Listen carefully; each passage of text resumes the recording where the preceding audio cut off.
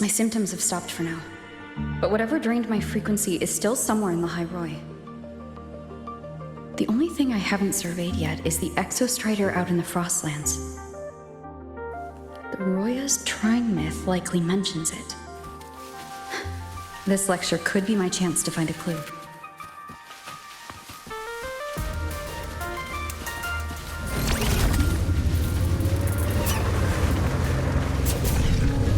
That lady got furious. Isn't it a bit weird where your confidence on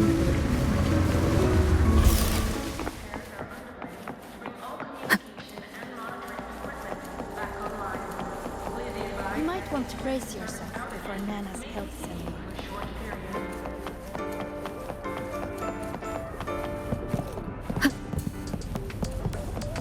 You're as stubborn as those royals. What were you screaming about? That void storm was so loud. Actually, they goes nearby. Let's just make do with them.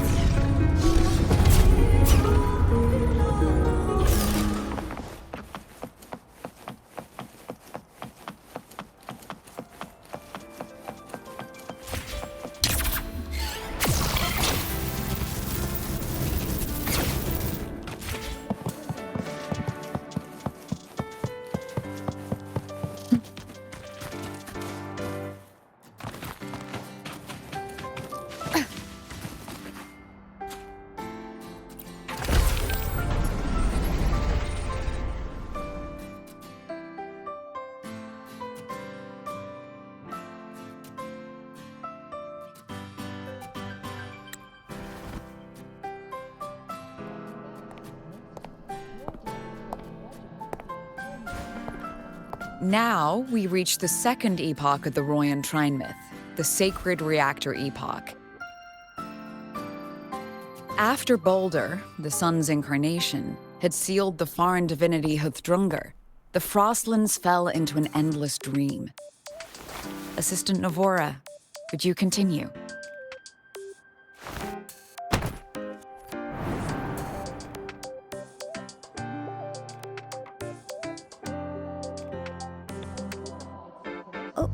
Okay. This section, it describes how the Exostrider used its greatsword to seal the Threnodian behind the Strider Gate. The records say both the Exostrider and the Threnodian traveled through the Strider Gate to reach Lahai-Roi. Their battle was fierce. The Threnodian pushed the Exostrider to the brink of defeat. But at that moment, for, reasons unknown, the Exostrider's reactor drive flared with blinding light.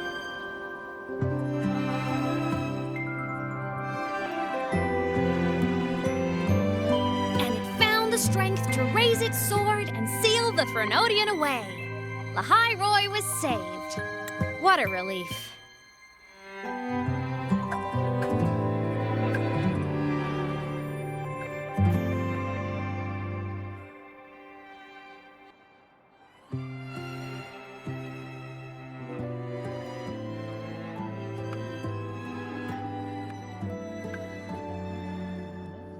Hi. Nice to meet you. I'm Aemeath from Rebel College, same as you. First time seeing you in class. Trying to collect credits from all 4 departments? That's ambitious. Welcome to the academic quagmire. Aemeath, I've been looking for you. I never got the chance to thank you. Thank me? The day the Eye of the Threnodian appeared, you drove it back and saved me.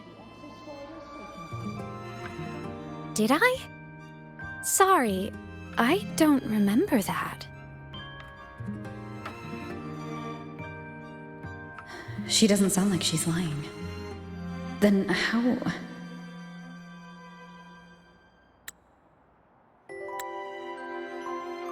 A synchronist. A freshman.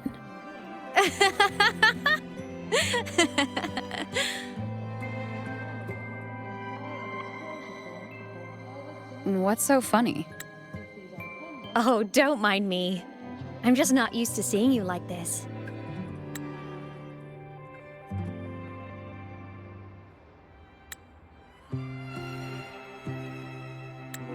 I mean, look at you. Something's missing, though. Oh, I know! A uniform!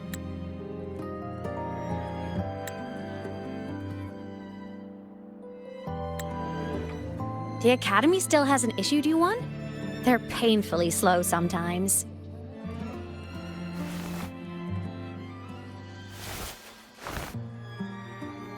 Aemeath?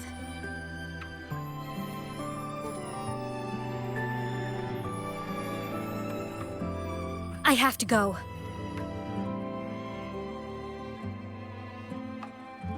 Gotta run, Professor!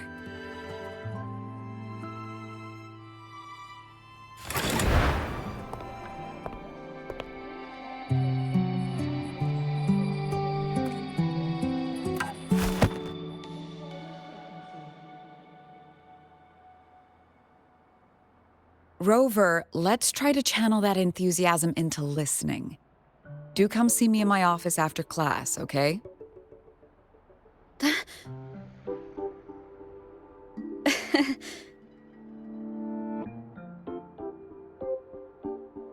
Assistant Navora, if you would. Pick up from the Twilight Epoch's Unending Winter, please.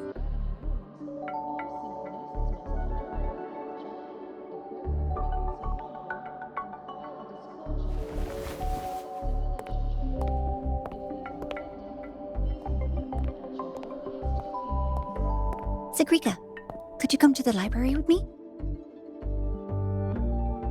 Okay. Hey, did you notice the new student? The one who kept talking to herself during class?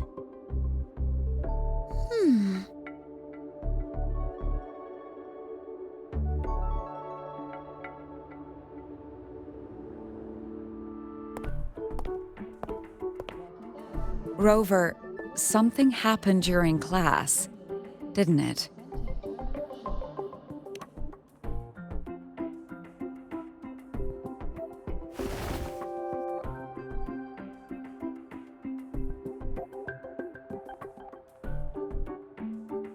So a girl named Aemeath just got up and left the lecture hall.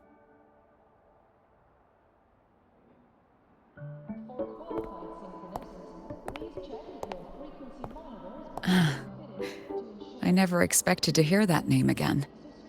Certainly not like this. Perhaps you've just had a run-in with a ghost. After all, you were the only one who saw her. President Lucilla, what do you know about her? Stay at Rebel College long enough, and you'll eventually hear her name mentioned. Though it's a story from over a decade ago now. Aemeath was a synchronist. Brilliant, popular. Professors had high hopes for her. Then, during a piloting drill, she simply vanished. She climbed into a simulator with the others, but when the cockpit reopened, hers was empty.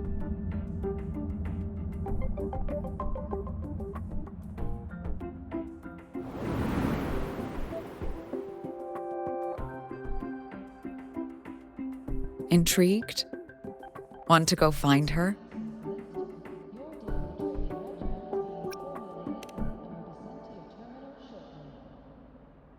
She saved you.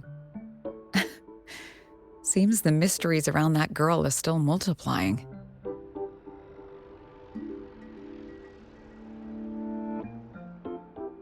To see someone who vanished years ago, presumed dead, lingering around the Academy, the figment of your imagination, or is there more to it? I'm very curious to find out. She disappeared from the Synchroling training grounds. The very cockpit she vanished from is still there.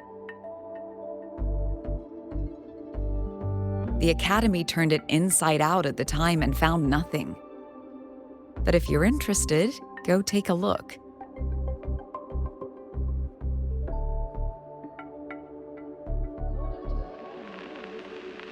I expect you'll dig up some new surprises for us.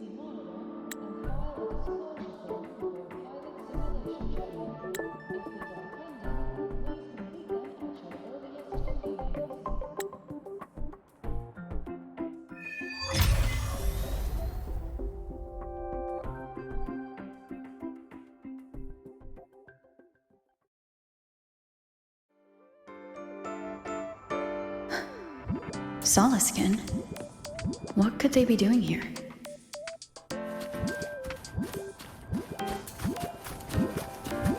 That's Solaskin. It's headed straight for the Synchronlink training grounds.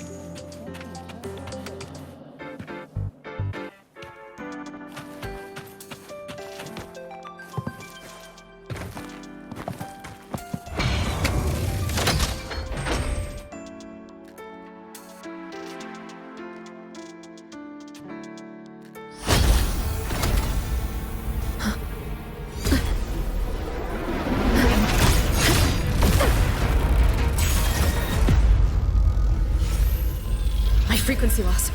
It's getting worse.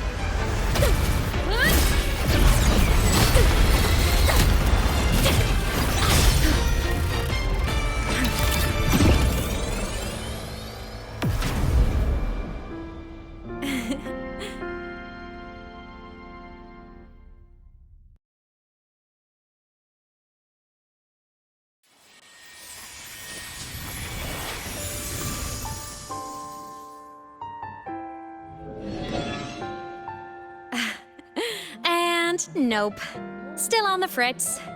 How are you feeling? I'm okay.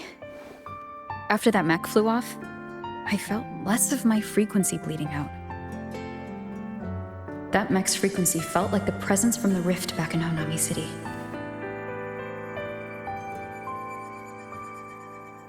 Aemeath, that mech only left after it saw you. After you clashed with it. That's twice you've saved me. Each time I'm left with more questions than answers. They say you're the Exostrider Synchronist who's been missing for over 10 years. And your hand back there.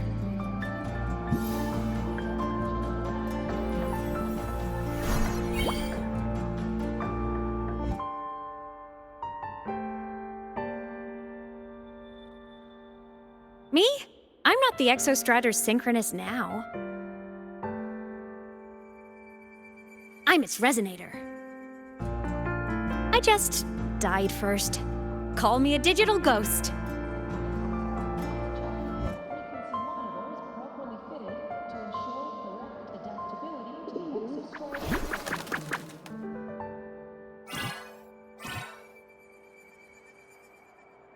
+10 years back, the underground seal broke. The Threnodian on the other side of the Strider Gate was about to swallow Lahai-Roi. I was still a student. My sync with the Exostrider hadn't hit 100% yet.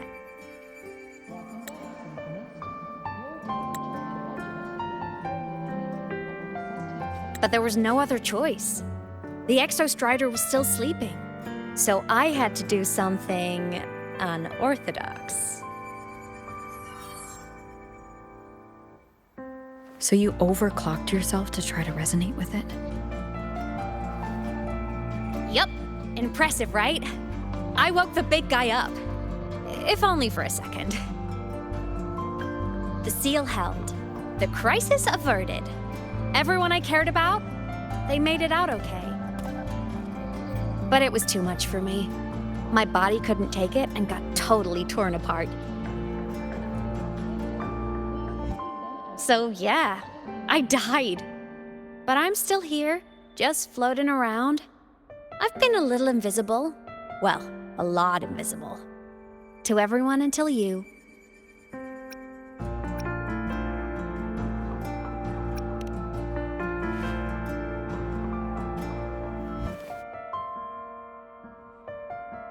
You can see me now because of this little guy.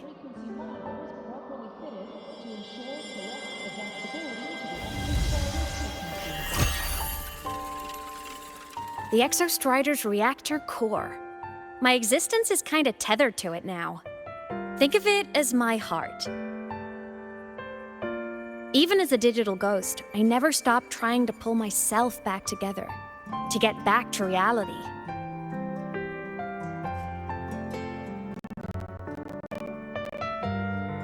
There's something I gotta do, and I gotta be the Exostrider's true resonator but our resonance started with an overclock. The power I got was unstable from the get-go.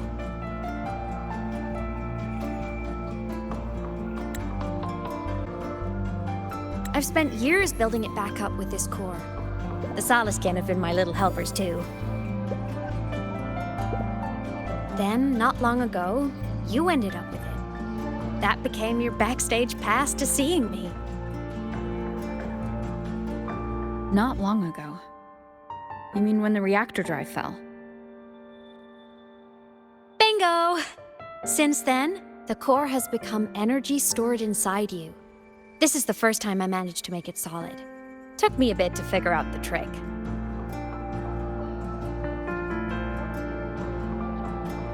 Then it was you. You're the one who saved Mornye when she was dying. You and that junior of yours were always close. We even crossed paths a few times back when I was still, well, around. Of course I'd help. A junior of mine. So I really did know Mornye in the past. Oh, and by the way, when you charged in to save Professor Mornye, you looked pretty cool.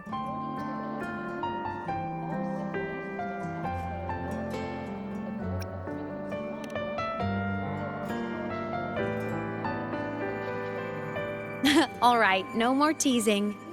But I mean it. No matter what, you always choose to save. And to me, that's the coolest thing in the world. The most beautiful. Anyway, back to business. The reactor core is tied to Sigillum. That's the mech that attacked you. It's like those void worms you fought. Made mostly of Exostrider parts, but corrupted. Contaminated by Threnodian void matter. Sigillum stole a chunk of my power. That threw a wrench in my whole reassembling myself project. Now it's after the core too. Since Sigillum holds this piece of the Exostrider's power, it can't be killed completely as long as the Exostrider and I exist. Now, it can only be me who stops it. And since just touching the thing makes your frequency drain, taking it down should plug your leak too. Plus, I get my power back. Win-win. But see what it's doing to me? Even with you holding the core, I keep flickering in and out. 1 second I can touch you, the next I'm fading right through. So annoying. So will you help? You've got the core, and the reactor drive is wrecked. I can't do this alone.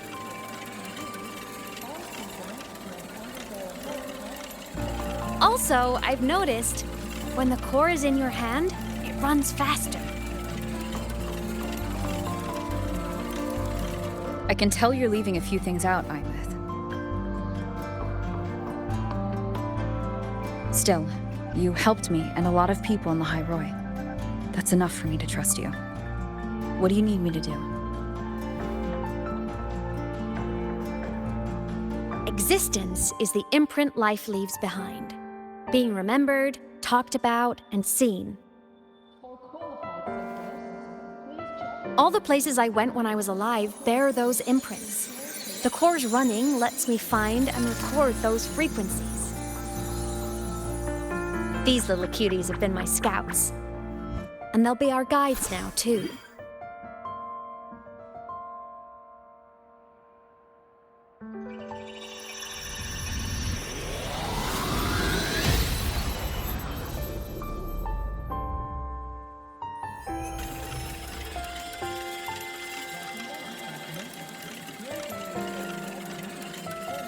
Pretty easy, huh? All you gotta do is carry the core and follow our lead.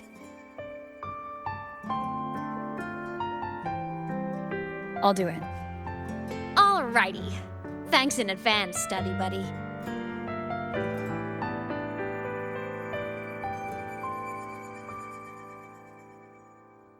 Oh, is that Rebel College? The Soliskin went down the lift. Let's follow. Before we go, I need to contact Mornye. The reactor drive was Lahai-Roi's son. If I'm using the core, the Academy will want to know. Go for it. No problem. Energy consumption increasing. Go!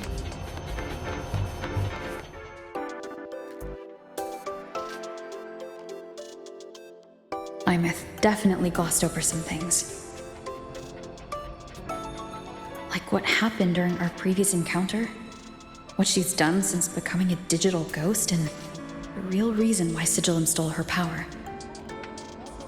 After years drifting like this, to still hold on to that spirit, her will must be strong. Prying answers from her won't be easy. I'll bide my time. The right moment will come. Has something happened, Mentor? I see.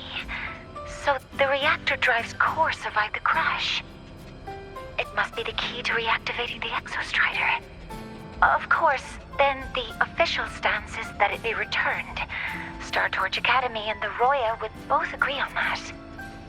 But as you said, curiosity from the Institute is inevitable. Mornye?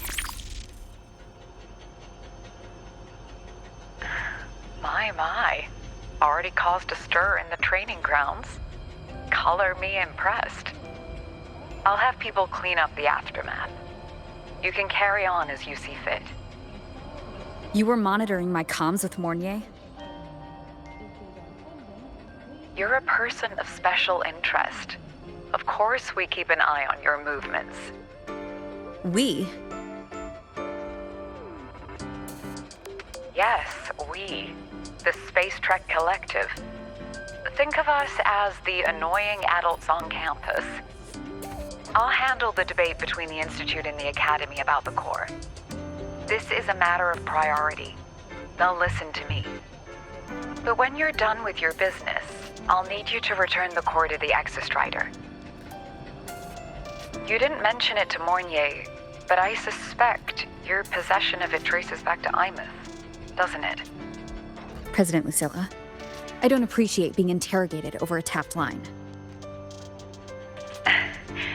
My apologies. As the one responsible for this academy, matters related to the Exostrider tend to cloud my judgment. After the incident with Warren, we upgraded safety protocols on public lines. No more overstepping. Here is a peace offering. I've granted you full clearance. Passes for the Starboard Riseway, archive access, and use of Academy weaponry and equipment. I'll also personally apologize to Professor Mornye for interrupting your comms and ensure her next research grant is substantially approved. How's that, Rover? More to your liking? Why is the Space Trek Collective pushing this so hard? You should know. You have a past in Lahai-Roi, and you have some kind of connection with the Exostrider. The Twilight Epoch, the unending winter described in Royan legend, the threat of the Threnodian Aleph-1 is growing. We need the Exostrider awakened. Returning that reactor core is the only way. We've always trusted you to stand with us in this matter, to stand on the side of humanity. You know where to find me if you need anything, Rover. And my door is always open if you just want to talk. The Soliskin is leading us to the auditorium first.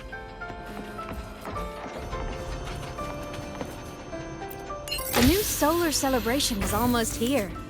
I wonder what they'll put on this time. By then, exams will be over, and we'll finally get a long break. Ah, Vacation. What's not to look forward to?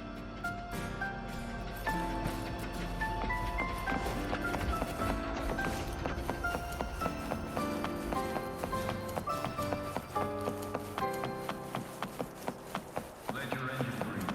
Let your roads be unclogged.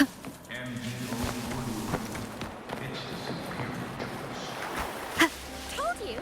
There are tons of Fleet Snowfluff fans at the Academy.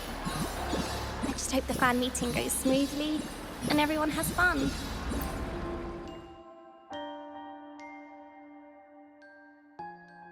Oh, hello.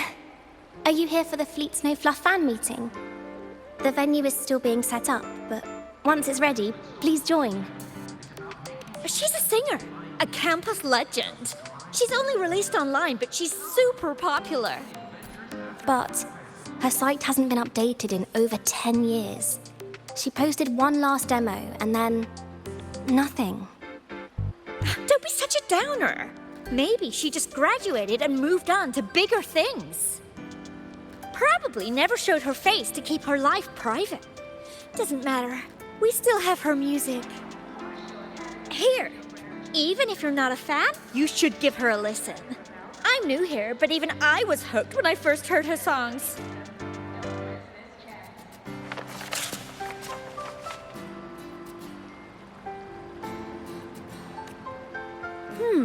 Nice print. A fan meeting. Huh. If they're happy, I'm happy. Come on. Let's follow the Soliskin and see what's going on in the auditorium. Told you! There are tons of Fleet Snowfluff fans at the Academy.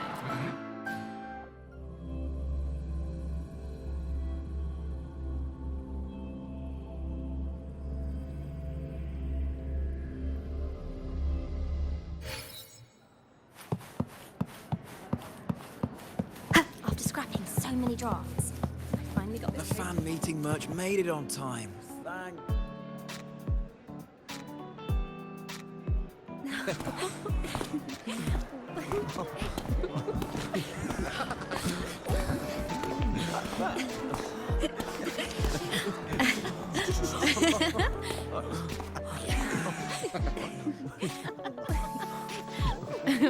What?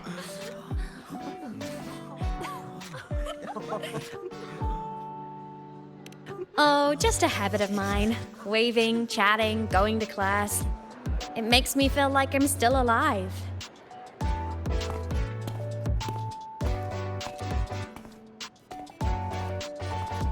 If I stop, I might forget what it felt like to be human. Call it a self-reminder.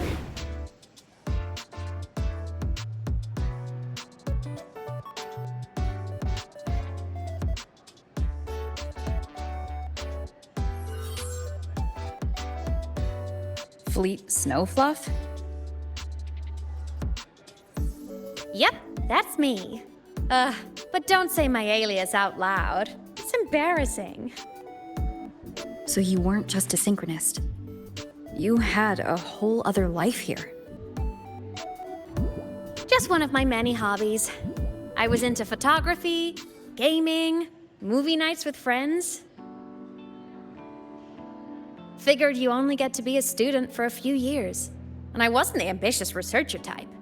I wanted to soak it all up while I could. I tried a little bit of everything. I just wanted a happy, carefree life.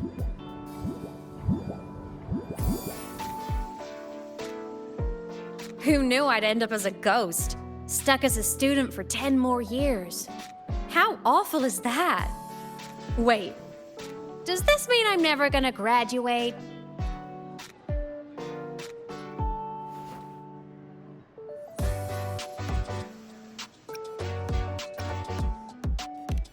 Hope so. Guess everyone needs something to hold on to. It's good to have a little hope.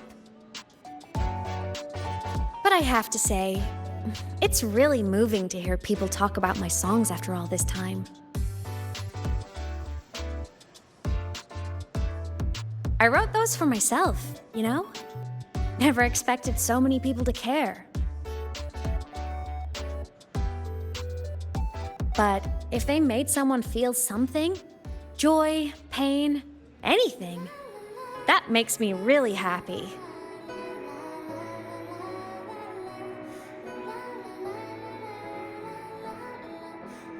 Hey, listen. Hear that song playing in the auditorium? That's the unfinished demo I left on my site. What a shame. I really should have finished that before the training run. Now it's my little musical epitaph.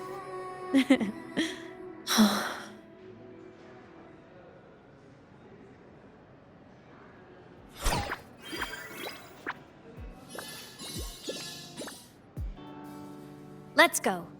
The Solacant is calling us.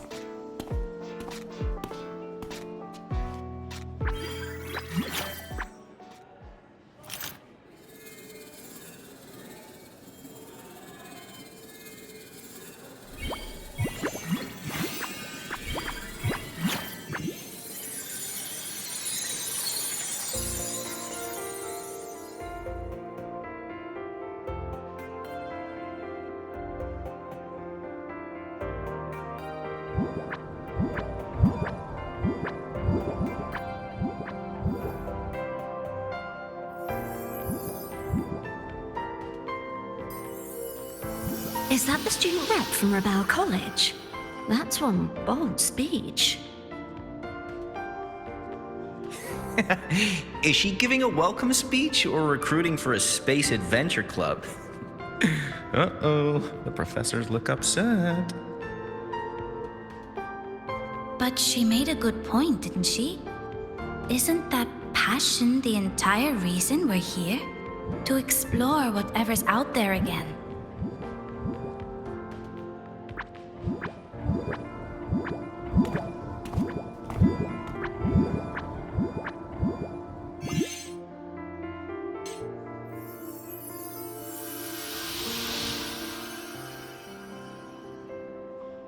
Aemeath, right? I remember her sync test scores were off the charts. We might be looking at this year's prime Exostrider candidate. Don't be so sure. Heard about her extracurriculars. Put nicely, she's quite the dabbler. Put bluntly, she doesn't take anything seriously.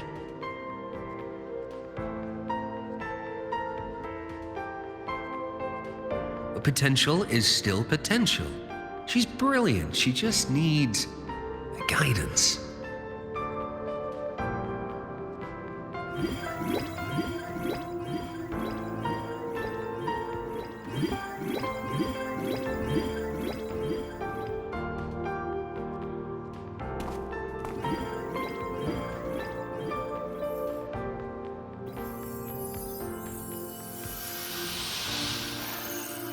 May we one day walk among the stars, to touch with our own hands a universe so cold, so real, and so breathtakingly beautiful. That's all from me. If I keep going, my credits this year might be in danger.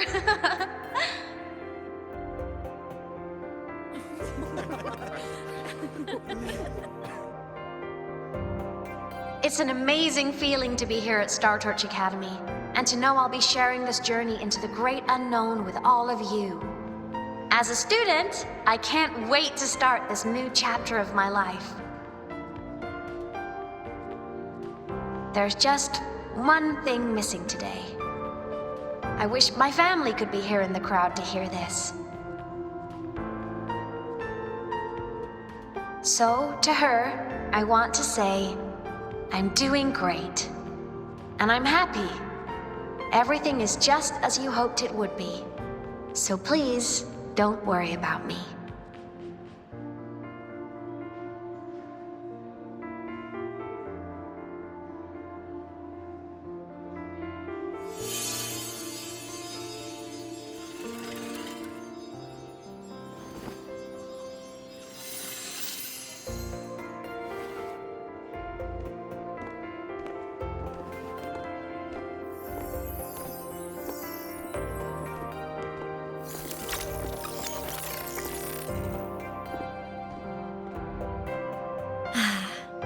Looking back, I really do miss those days.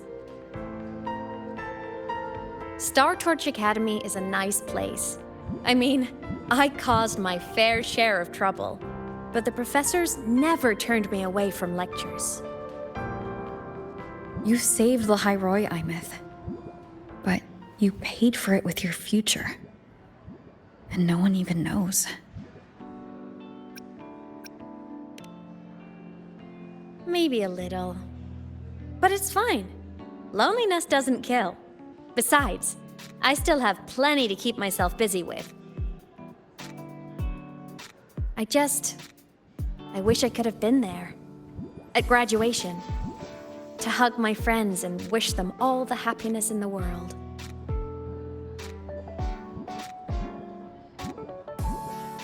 The Solace can headed outside. Let's catch up.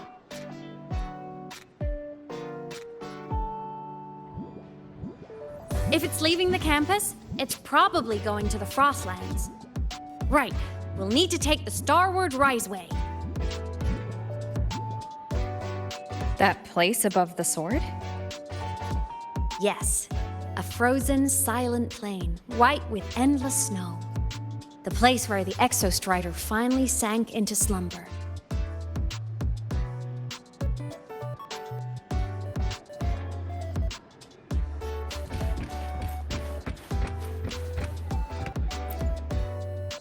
Our next stop is the Starward Riseway.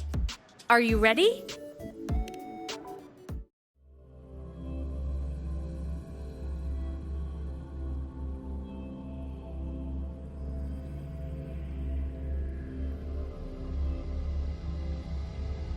When I was a kid, I once hid in the Starward Riseway and made it to the Frostlands all by myself.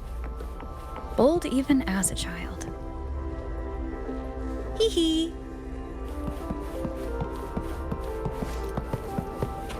I hope we don't run into bad weather again, like the last time. Everyone confirm you've got everything.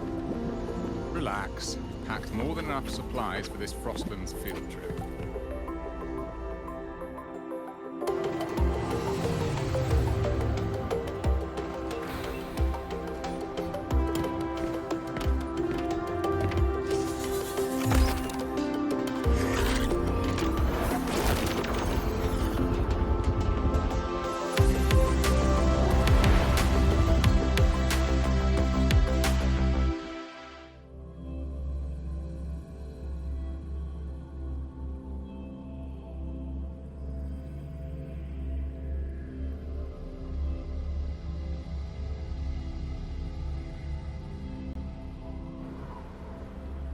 Have you got your thermal jacket on?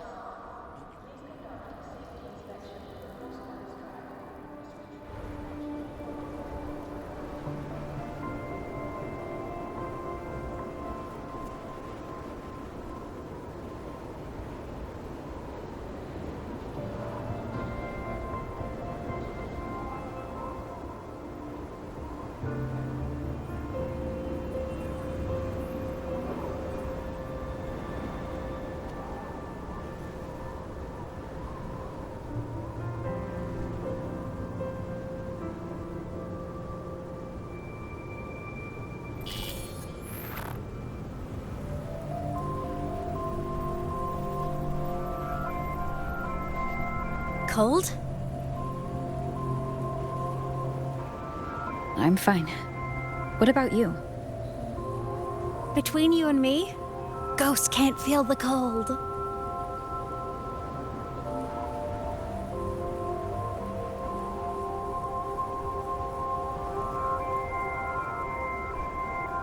The snow. It's so beautiful. What a coincidence to run into you here. This is a pleasant surprise. Oh, it's Dr. Luuk. When he's around, just pretend I'm not here. Otherwise, you look like a weirdo talking to thin air. You should hide too, okay? This is our secret journey.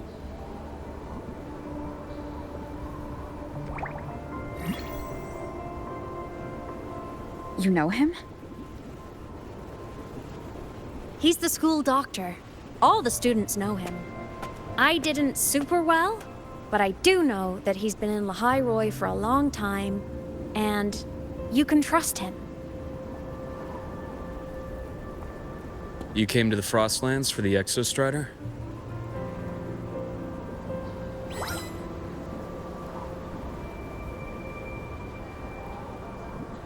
I'm headed the same way. I've got to check in on some researchers stationed out here on long-term fieldwork. Having a guide might make the trip a little easier. What do you say? Let me help you modify your bike. There are quite a few waterways, and its current setup might not handle them well. You know how to modify bikes? You pick up a few things when you come here as often as I do. Oh, I used to love riding. My friends even called me the Speed Queen. Though that was usually while they were white-knuckling the seat and screaming.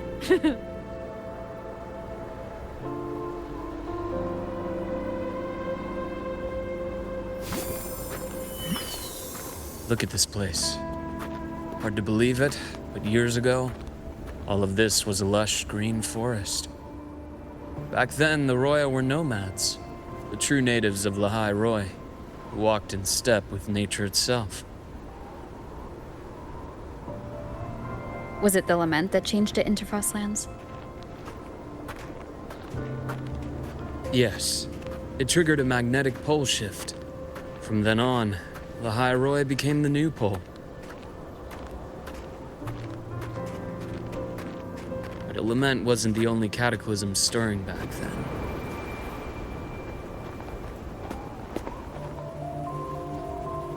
In the past, we had already reached the stars, but at some point, the etheric sea spread to cover all of Solaris.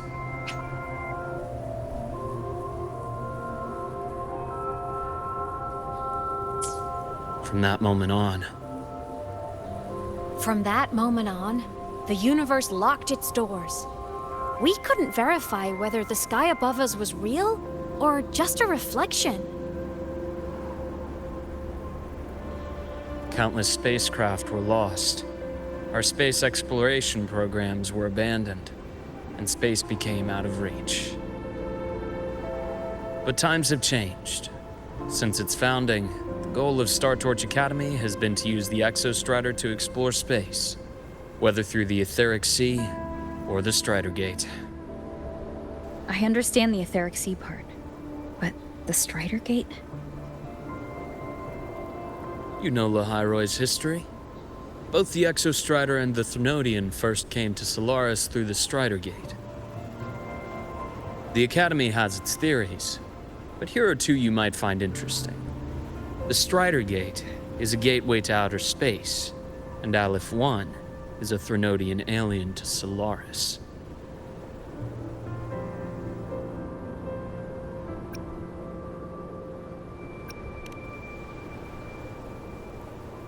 With a gateway like that, of course we want to open it. But to pass through, we must awaken the Exostrider and be prepared to face Aleph-1 head-on. I've long believed that Aleph-1 poses a far greater threat beyond void storms and void worms. With other Threnodians, we can at least glean clues of their nature from their places of origin and the civilizations they emerge from. But Aleph-1, our knowledge remains blank. So many dream of being the Voyager who returns from the stars, the first to walk the cosmos once more. But in all these years, no one has succeeded. The Etheric Sea phenomenon cast us into isolation, but it also gave birth to all our dreams of what could lie beyond. And those dreams are still alive today.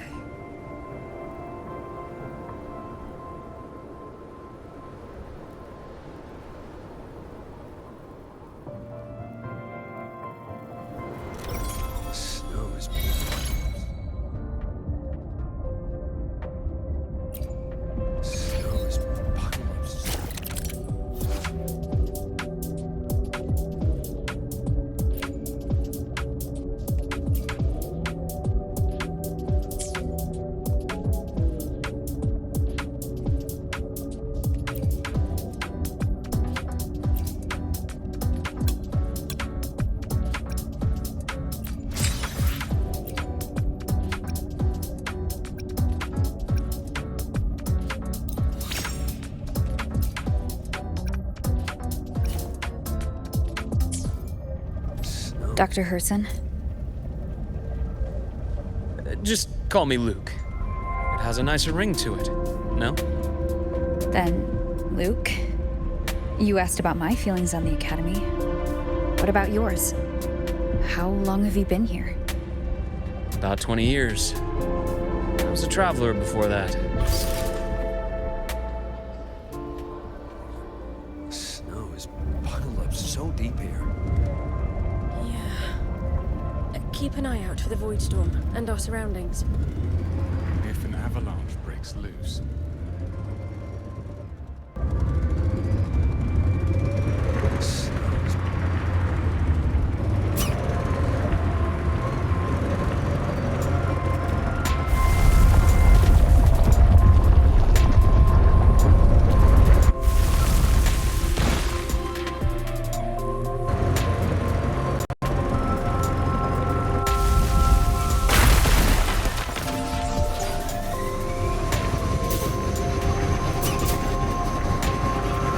See that? Ancient life forms, frozen right into the ice walls.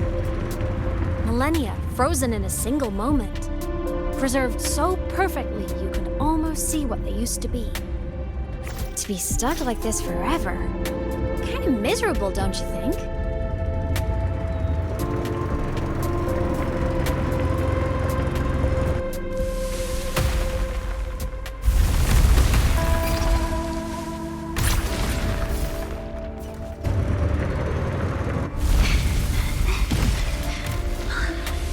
Must be around here. Someone's ahead. That voice. I remember hearing it not long ago.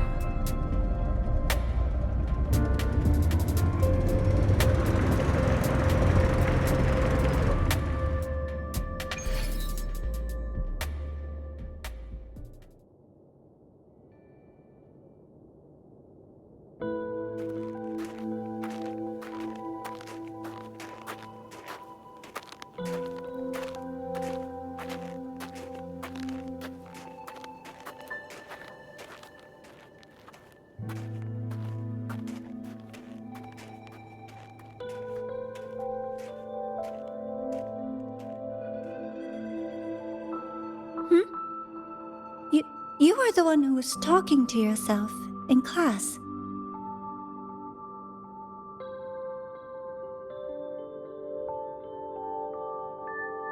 Whoopsies! Oh, and Dr. Herson. You are traveling together?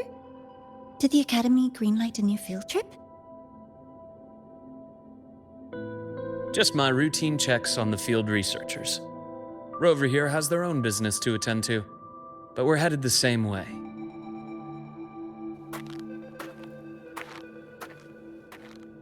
What about you, Miss Navora? Chasing more fallen debris? Yes, exactly. I heard the Frostlands have been experiencing changes since Helios was launched. I had a hypothesis that new debris fields might have been exposed. Debris? Space equipment that fell from the sky long ago. Probes, satellites, and even space stations. Some previous digs unearthed wreckage containing records lost during the lament. Oh, and images. Photos taken in orbit of other planets. They were absolutely breathtakingly beautiful.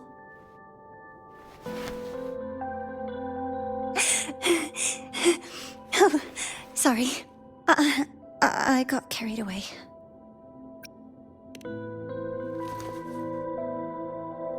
Really? That's great! I'll show you the data I've collected next time we're in class.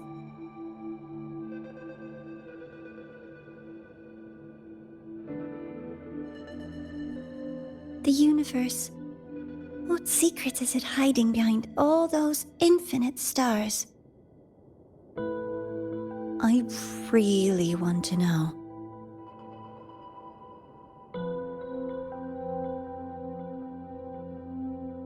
Anyway, in short, I came here for the fallen debris.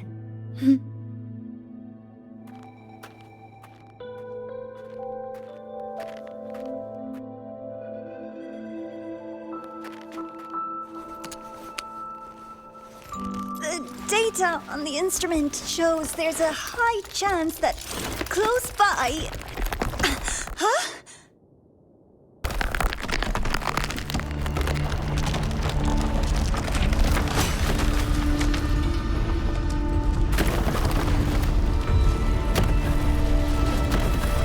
Run!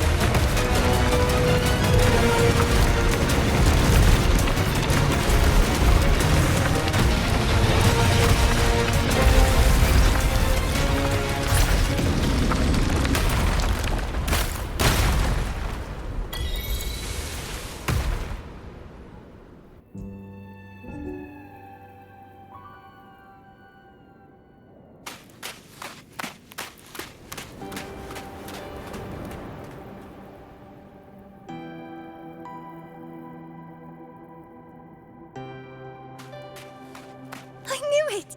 There had to have been undiscovered debris in this area. It must have been sealed in the ice wall all this time. Luuk, Navora, you all right?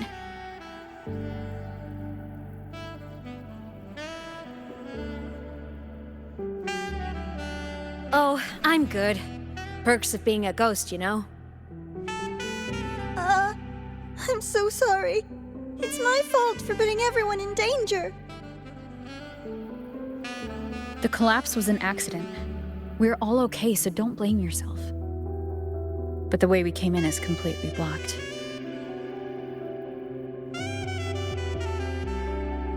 Scaling that ice wall? It's too high, too risky. I'd rather not have a student on that climb. I've contacted the Academy. They're sending a rescue team. Once Navora is safely returned, we'll set out again.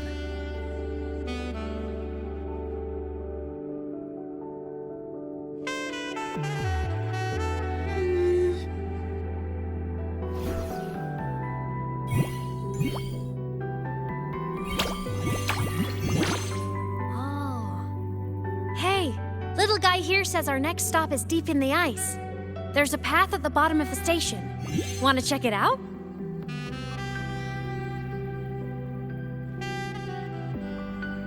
What about waiting inside the station? It's freezing out here, and another collapse is possible.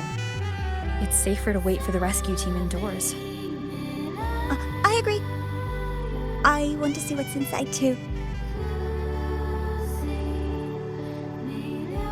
With Rover on the team, a quick recon should be manageable. Up to you.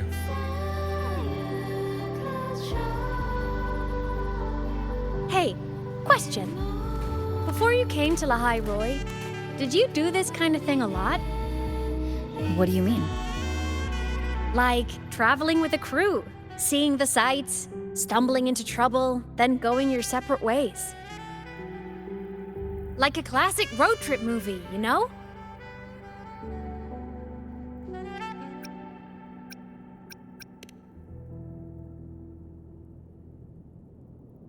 Nice. I happen to love those. Looks like this time I get a co-starring role. Amazing. Let's keep going, study buddy.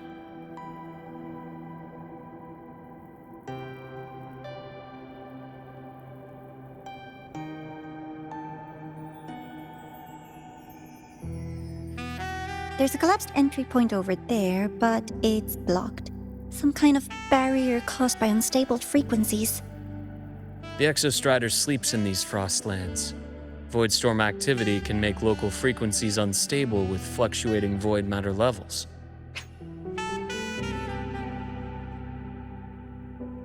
Oh, Taking this opportunity, let me grant you access to the module adapter. Huh. It's already unlocked.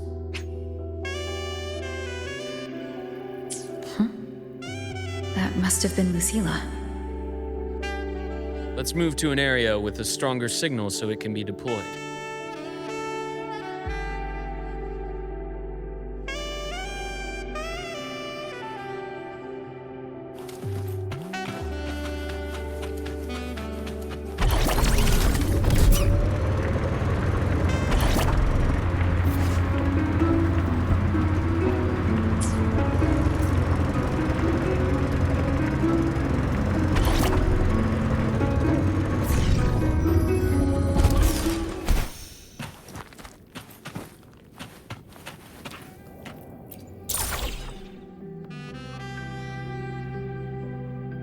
This module adapter was developed by Star Torch Academy for Frostland expeditions. It lets you interact with frequencies disrupted by void matter. Give it a try. You'll need it here.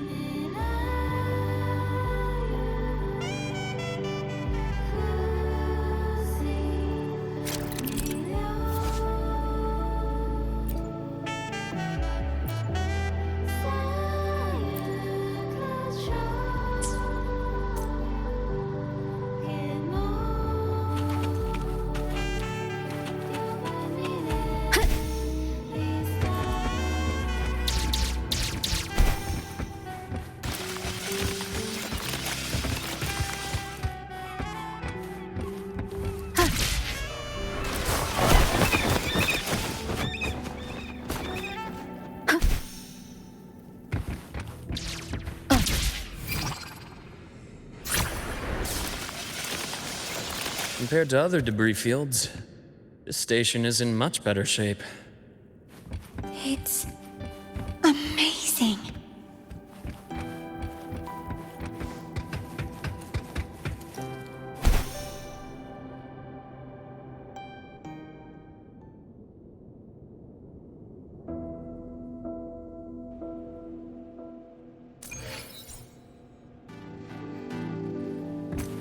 Back in Mount Firmament, I saw characters like this. They belonged to the court of Savante. But I still can't make out what it's saying.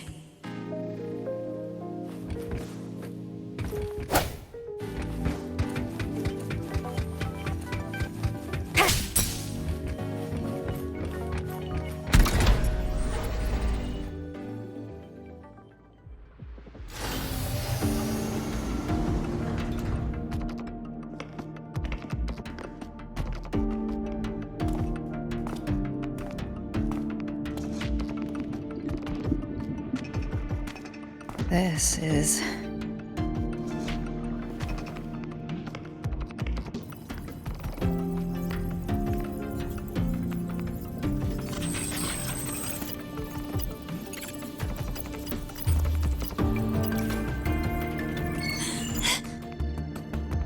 Welcome aboard the Skyark. I'm Luuk, your guide for today's tour. Teachers, please stay with your assigned groups and ensure this one-day tour goes smoothly.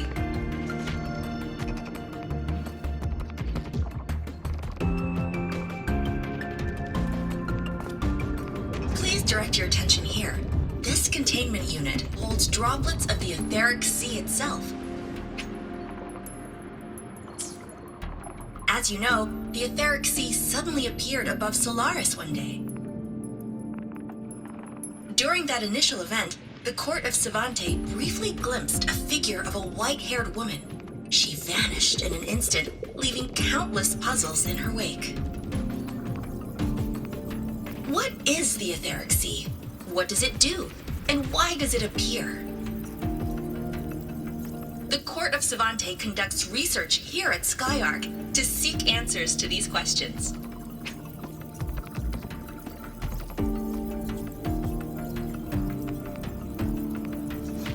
Next, please scan your clearance with the system and follow me in an orderly manner. We will now proceed to the central deck. Awaiting us is this station's most significant breakthrough, a mass relay device powered by a stabilized sample.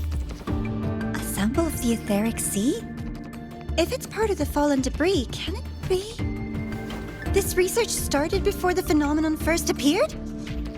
Oh my, this is an absolutely incredible discovery! Thank my lucky stars I came to the Frostlands today. That guide was probably a hologram frozen in the system's memory. Huh. Those brilliant minds in the Institute will be wetting themselves over this. One-day tour, huh? From the way she spoke, the visitors must have been school kids. Guess hopping a shuttle into orbit wasn't a big deal back then. The containment unit looks custom-made too. Transporting those samples safely would have been a massive logistical operation. Huh. The Court of Savante Space Station. This is an exceptionally rare find.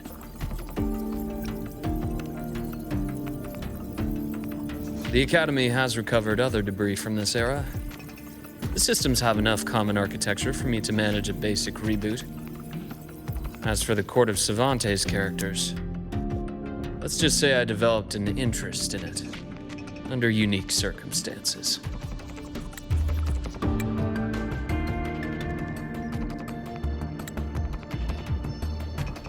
The characters on that pen, they're Court of Savante letters. I obtained it by chance. In fact, it happens to involve you. But this isn't the place for that story.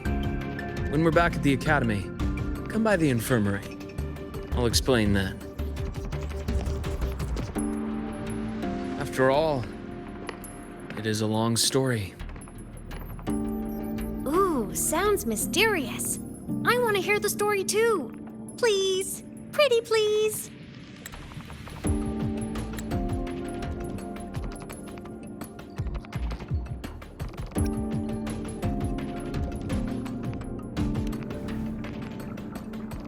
Fair point. Don't forget I can even sneak into your terminal. Everyone, this way please. The visitor registration system is here.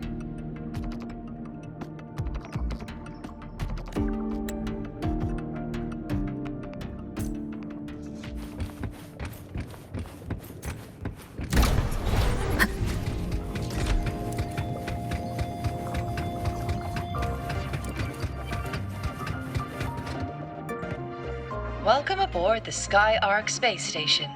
It's an honor to share this vessel of knowledge with you as we journey across the stars.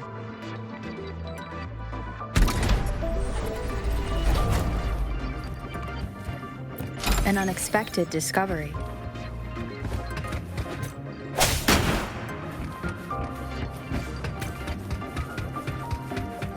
The clearance we got won't grant us access to the entire station. We'll need to register again later. Also, while the hull looks intact, the system is reading several parameters in the red. It could be the etheric sea's droplets affecting the surroundings, spreading through the station.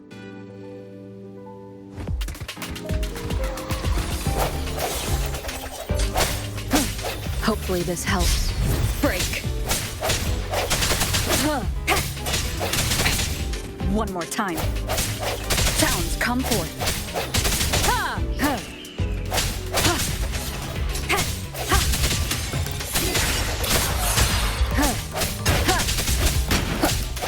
Hopefully this helps.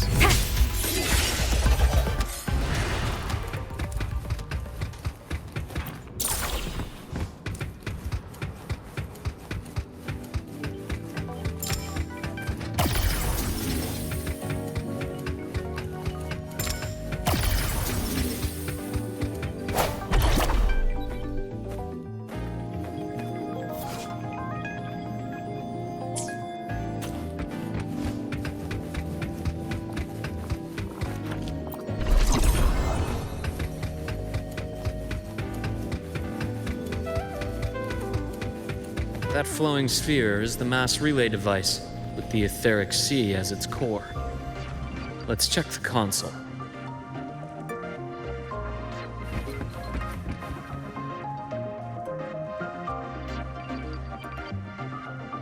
With the droplets dispersed, some space station sectors have become unstable. This mass relay device shares the same origin as the droplets. It can stabilize them and also punch a corridor to other sectors. Incredible that it has such capabilities.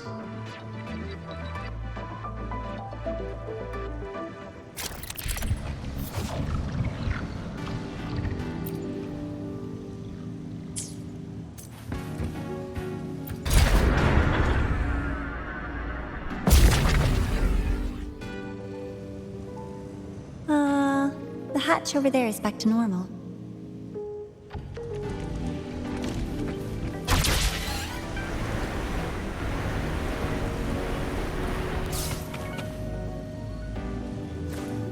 Interesting. Feels different from how I usually move.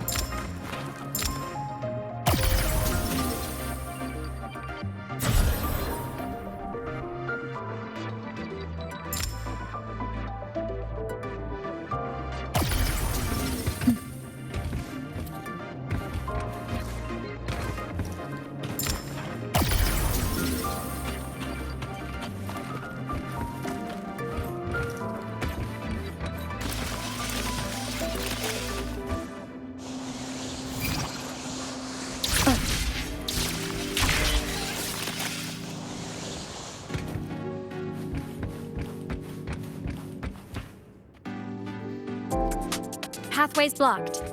Let's try the module adapter.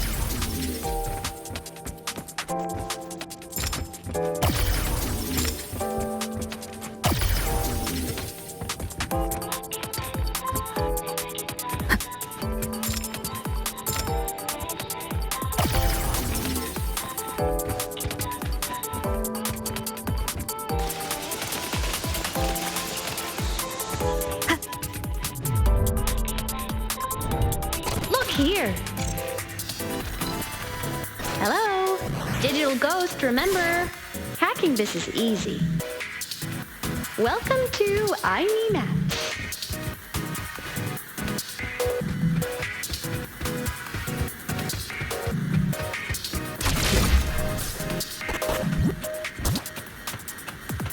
Remnants of the past.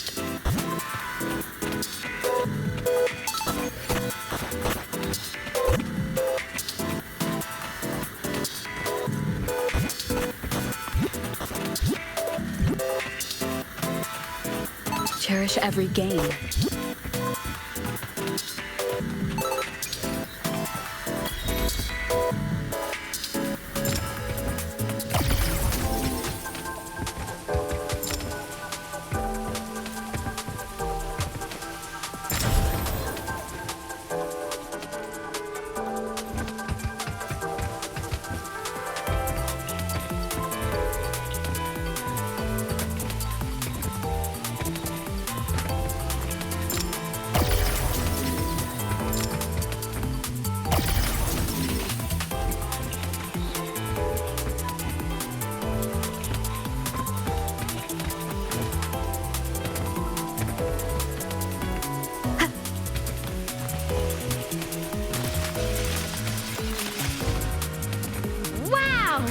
Solaris' rising star, everyone! What a leap! Oh, come on.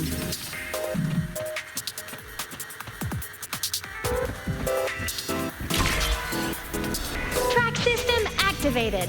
Done. This track was used to transport experimental samples from space. The storage facility should be just ahead.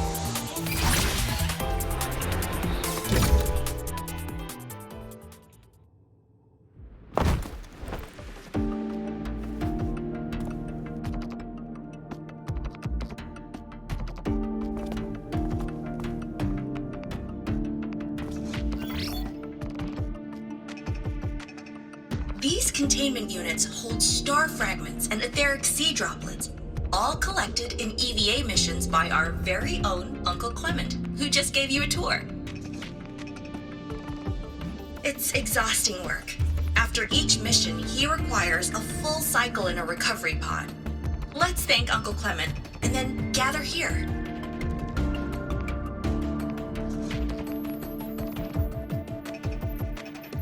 Now, please welcome Project Director Junshi to give us an overview of the Etheric Sea Initiative. By now, you will have experienced our mass relay device. It is our first major breakthrough and definitive proof of our theory that the Etheric Sea can be utilized as a gateway.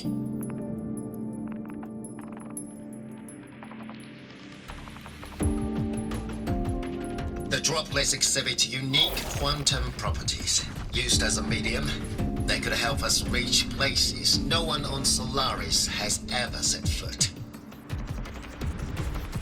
We haven't found the way yet, but I believe these obstacles will be solved soon.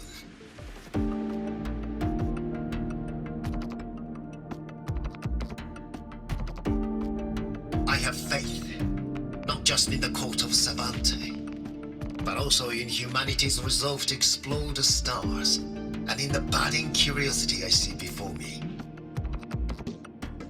A mind that feeds on the light of distant stars will never be content to simply look. It will find a way to make the journey. Recently, a brilliant new mind joined Skyark. Our work was instrumental in developing the mass relay device. Let's welcome Professor Wei Ying to share her vision.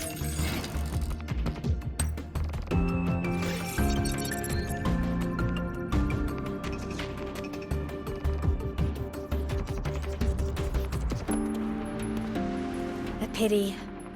His hopes never came true. Humanity's quest to reach the stars has only gone backward. To feed on the light of the stars.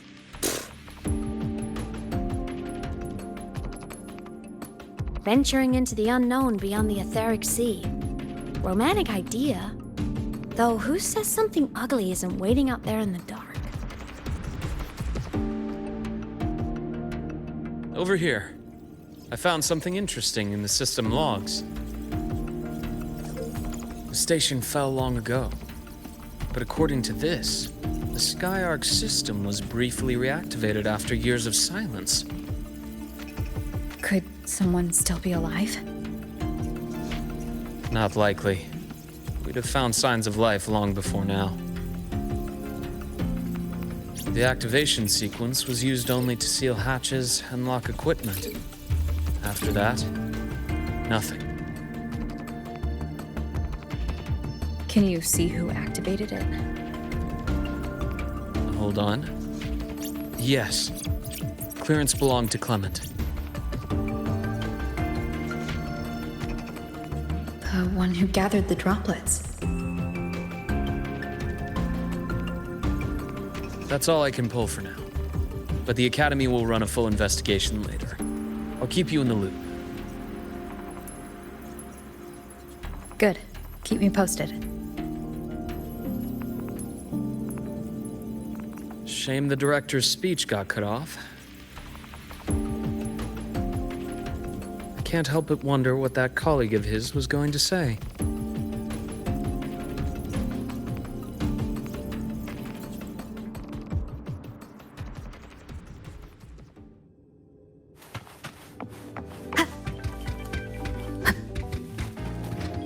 Welcome aboard the Skyark. The station's security grid is offline in this sector. Monsters, void matter has made them highly unstable.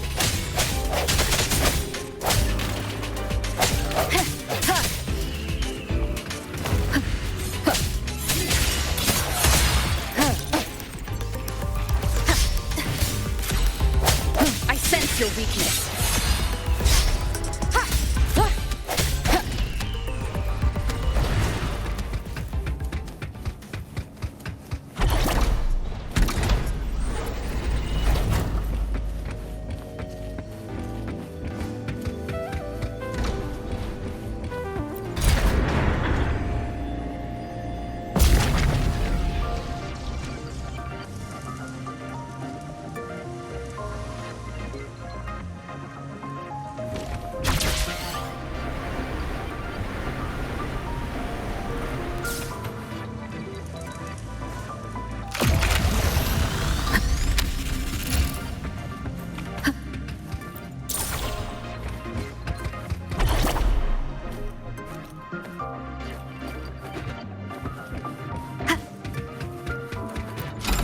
of the past.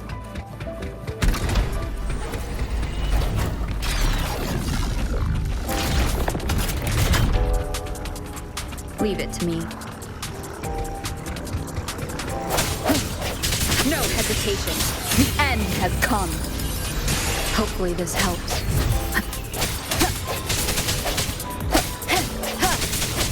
The frequency here is unstable too. Try using the module adapter to disrupt it.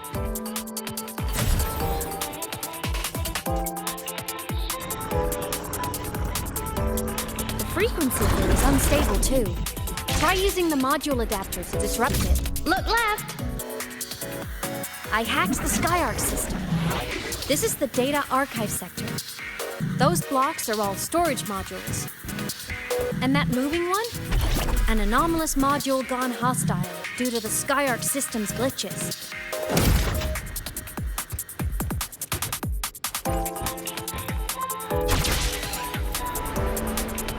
Leave it to me.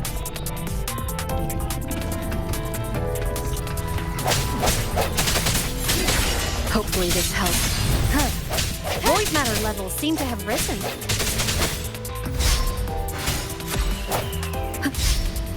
Strike from the shadows.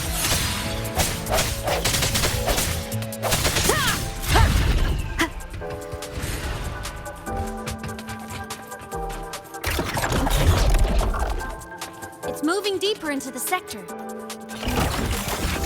I'm on it. Look! Lahai-Roi Blocks is complete. In the Space Fantasy Katia series, every copy included this minigame. I love it so much, and I'm really good at it.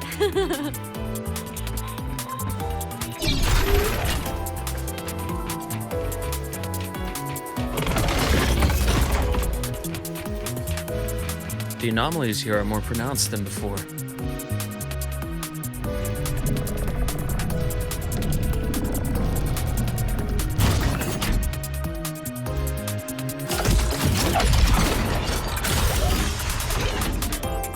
Hang in there!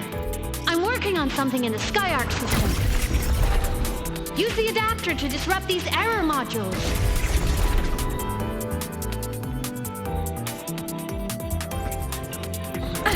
Bad timing.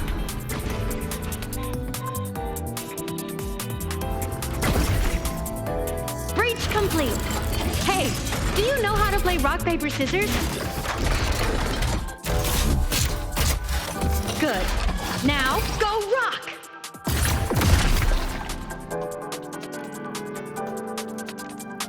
Yeah, we won! Amazing play! Wish we could play another round of Lahai-Roi Blocks again.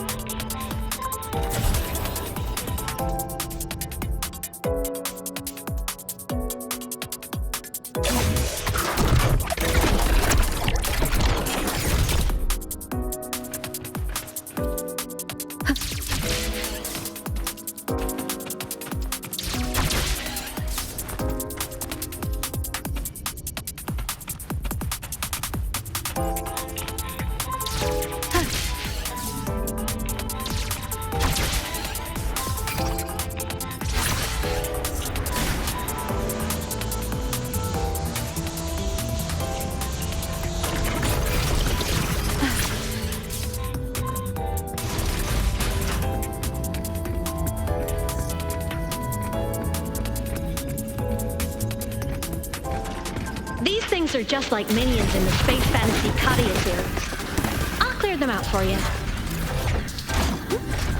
Those modules fell and took out the hostiles? Doesn't it feel like we've been extra lucky this whole way? You're right, but some modules did attack us. Hard to tell if the Skyarc system likes us or not.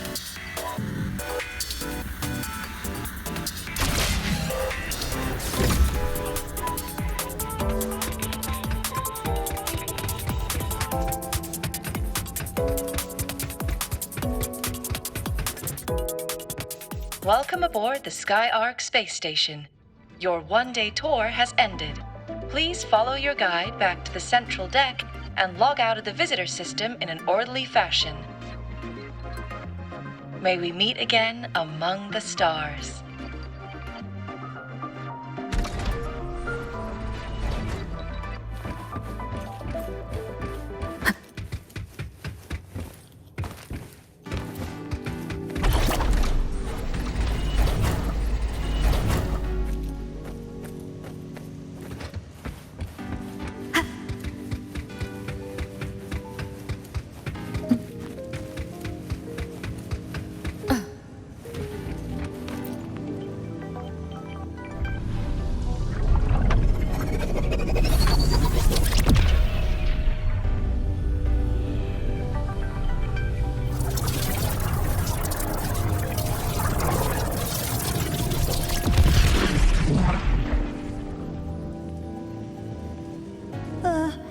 There are traces of void storm contamination everywhere.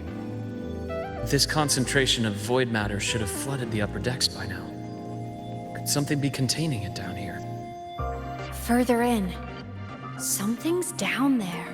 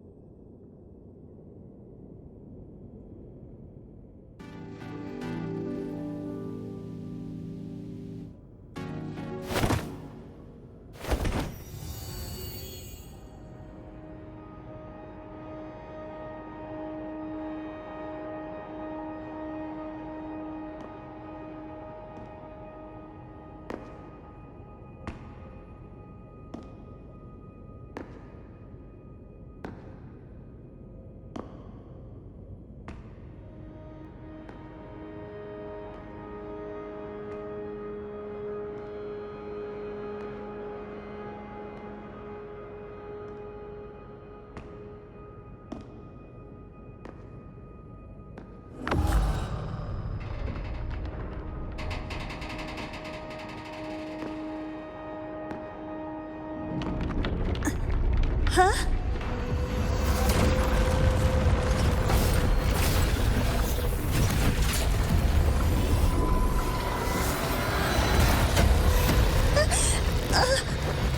That hurts. Navora!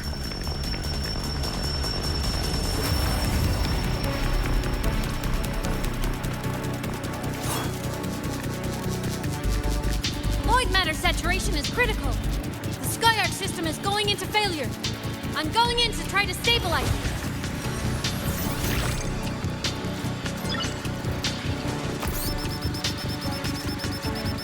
Everything here has already been contaminated, including that.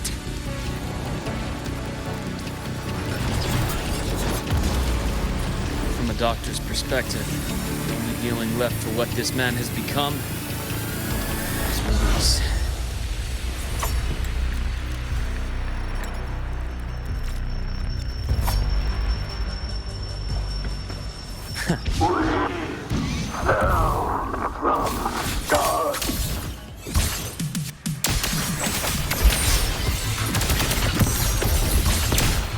Charge! My scalpel etches your epitaph! Veins exposed.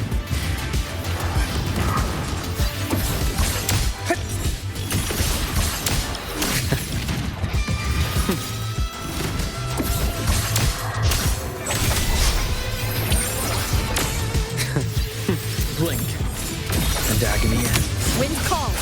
Waves follow. Wind howls.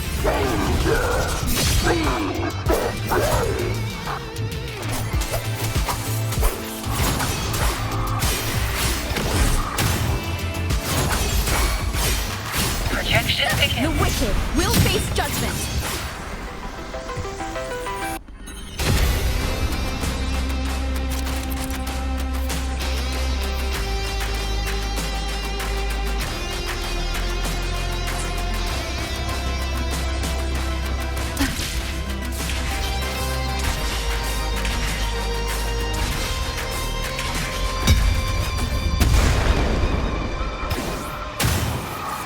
Pain relief initiated. Rise anew. I deliver. Merciful death. Game over. Time to incise.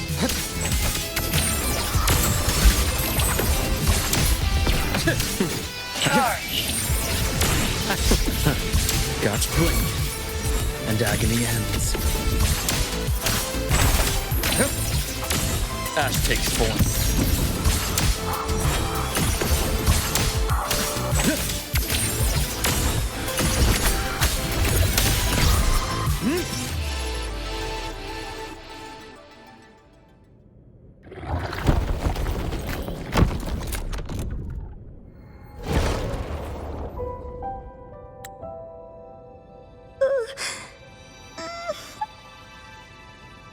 I'll check her injuries. Will you patrol the area to make sure there are no more threats? Got it. You go check on her.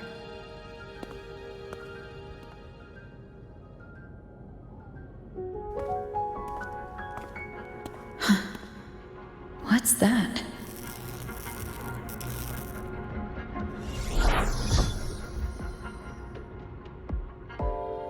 The Skyark system is stabilizing. Look, a log entry. Clement. That must have been the astronaut's name. Huh. After he woke from his sleep pod many years ago, he initiated a lockdown that sealed in this entire wrecked sector, including himself. The void storm had ripped through the sector. He must have been contaminated the moment his pod opened. That command was a failsafe. He knew he was going to lose his mind, so he wanted to stop himself from reaching the upper decks and hurting anyone. Tragic thing is, the station had already been down for years. There was no one left up there to save.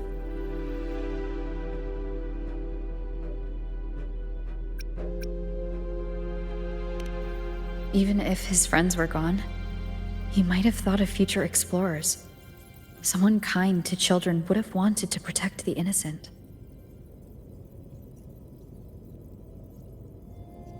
To wake up from one long dream, only to fall into a deeper nightmare. Maybe it would have been kinder to never wake up at all.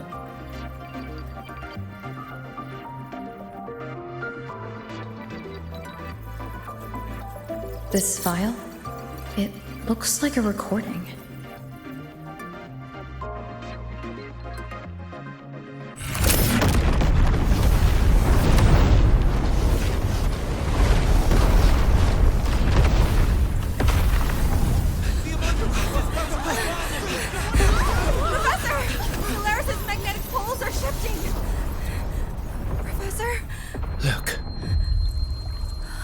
Someone's falling straight from the etheric sea.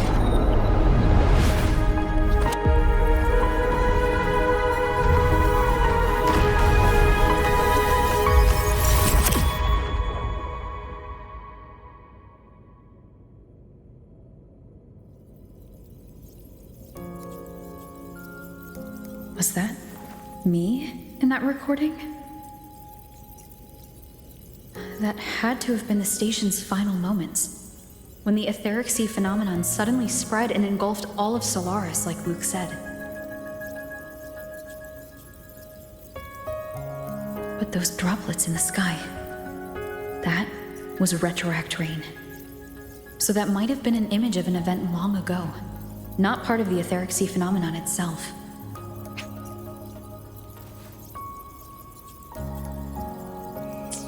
Did I really fall from the etheric sea?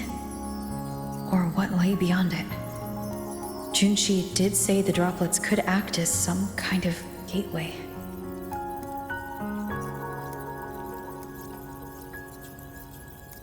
Back then, could I have? Aemeath? What's up?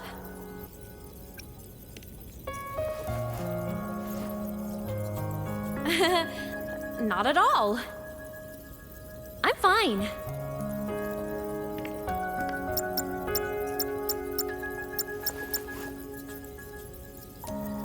I'd recommend you keep this private. Don't leave the recording for the Academy's teams to find. Remember what I said earlier. It's a nest of competing factions. Anything connected to your past needs to be handled with discretion. So, what do you think, leader of the Black Shores? Very few people know about that. Be direct with me, Luuk. I know you knew me before, but I acted mostly as a bloom-bearer in the past. You and I, what exactly are we to each other? Friends, I'd say. Not the kind who lived in each other's pockets, but as a Huanglong saying puts it, true friendships are still waters that run deep. We met by chance, and by another twist of fate, you entrusted me with a rather long-term assignment. How about this? Strangers in passing who became confidants. How does that definition suit you?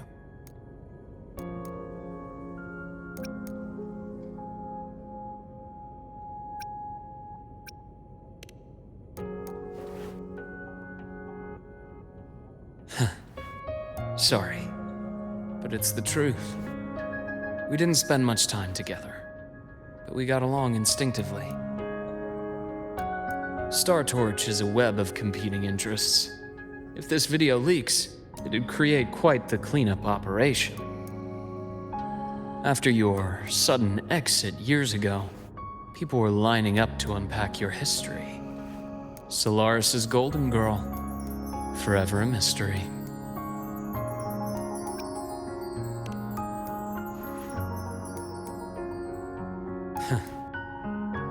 Not the same as when we first met. But let's save the reminiscing for later.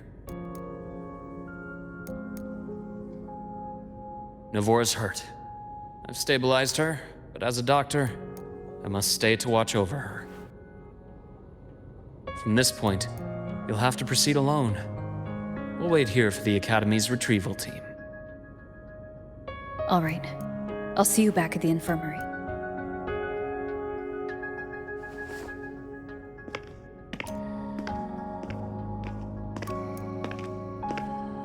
Luuk, when you said I'm not the same, what did you mean?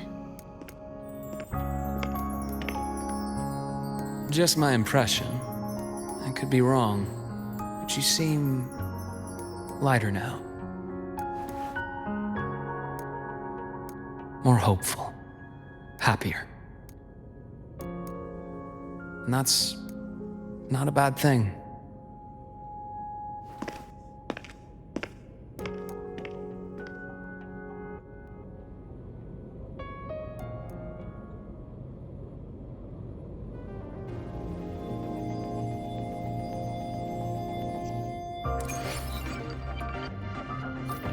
Hold on, Navora. The retrieval team will arrive soon. Okay.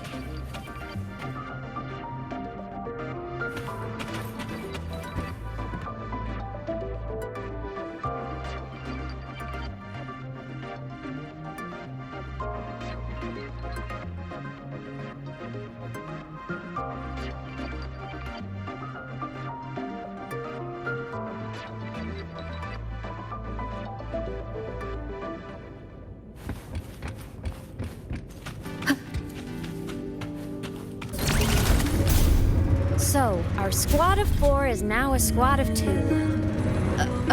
Wait. I don't really count, do I? Guess that makes it a solo squad now.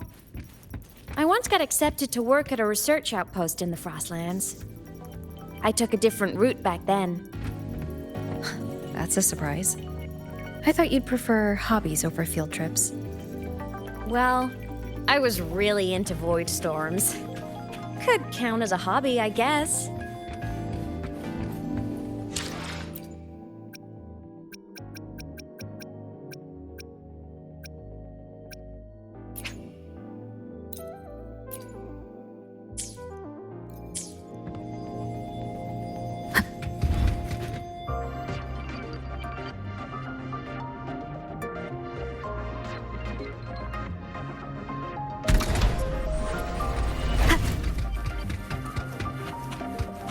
Looks like a long way. Better take the bike.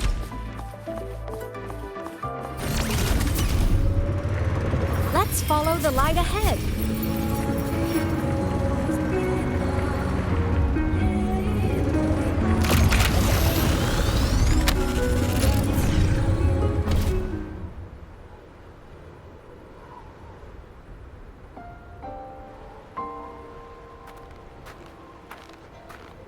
So it was here.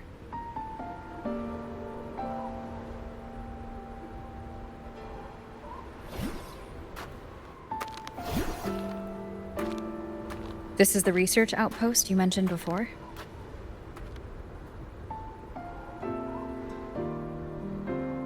One of them. I worked at several outposts back then, but this one wasn't so lucky. The scan shows it was hit by a sudden void storm surge. No survivors. So that's why I never saw them again back at the academy.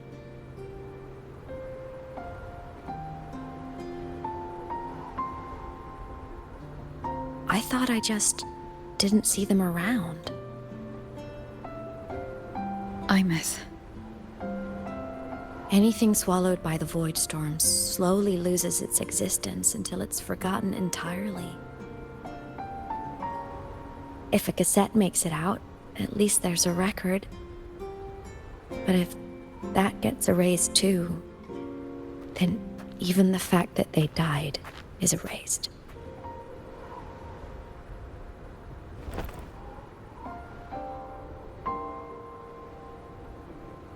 Use the core.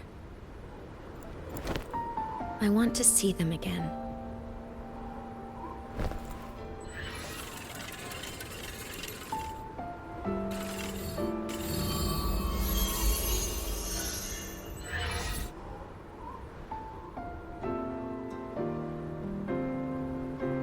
Aemeath, you were amazing. If not for you, that Glomoth would have crushed us to a bloody pulp. I'm still shaking, but you're already cool as ice. Are all synchronists from Rebel College as composed as you? If you want to thank her, share your Voidstorm research. To the Frostlands came our little Aemeath for this curiosity. You should show her that thesis you've been writing for years.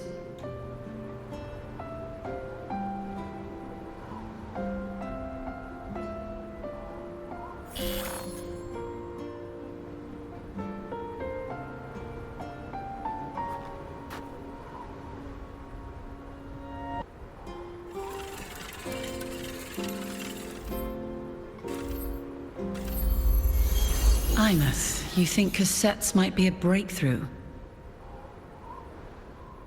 I'm not sure. Right now, they're just for archiving. Actual transcription feels like a leap. Try looking to the Exoswarm for inspiration. In Lahai-Roi, only one power against the Voidstorm exists, and that all comes from the Exostrider. Your thesis or your delicious stew, either works. I'm not picky.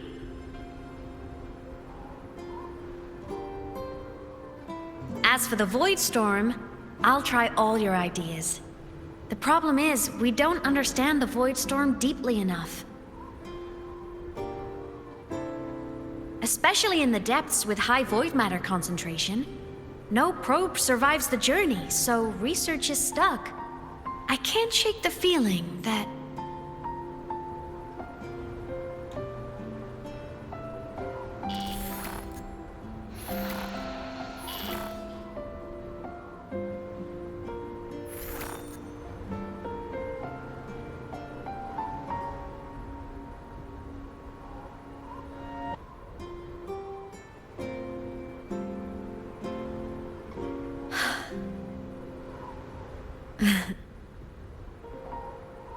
When I was a child, my parents were lost to a void storm.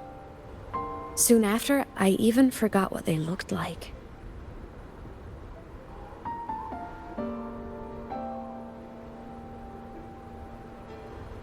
So you see, death hasn't been all bad.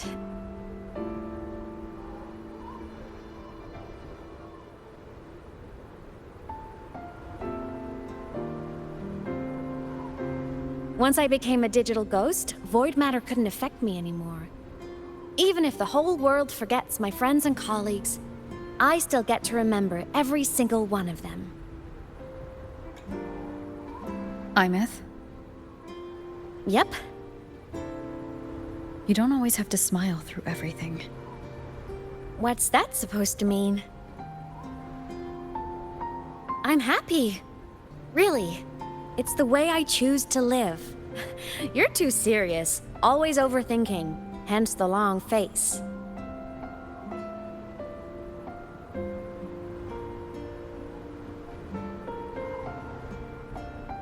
You wouldn't understand how happy this moment makes me.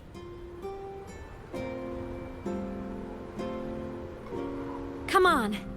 I'll show you the Frostland's slumbering giant. Lahai-Roi's Exostrider.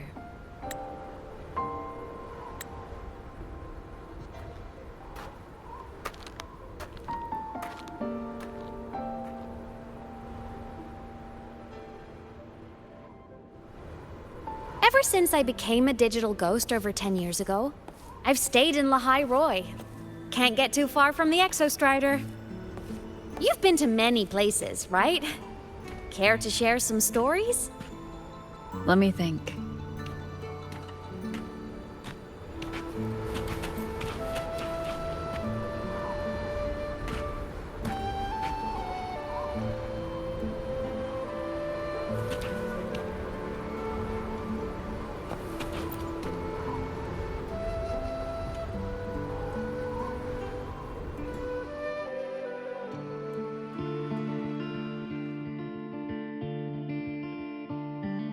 So the rain holding Jinjo captive stopped. Time began to flow again, and everyone got to celebrate a new beginning with the Moon Chasing Festival.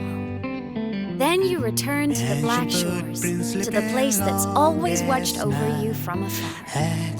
Oh, and the archipelagos, Raguna and Septimont. Oh, I just love how different these places feel. Storms are pushing us It's all so wonderful. I love hearing these stories. Dive deep into the space, across the stars, running away to all the places where we've never been. That's our curiosity.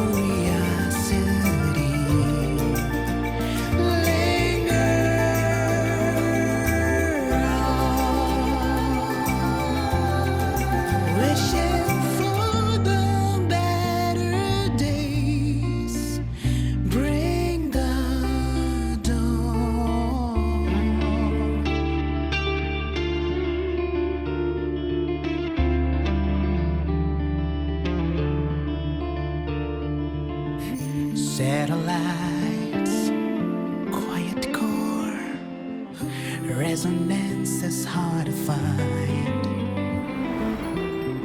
Meteors crash towards frozen crust that can't crush, crave for the unknown. Engine falls, frosted dreams. It wasn't all smooth sailing. Plenty of emergencies along the way. Still, it all sounds amazing. And I know you must care for some of the people you met. Tell me, this journey you've been on since losing your memories, have you been happy? Yeah. That's all that matters. This must be...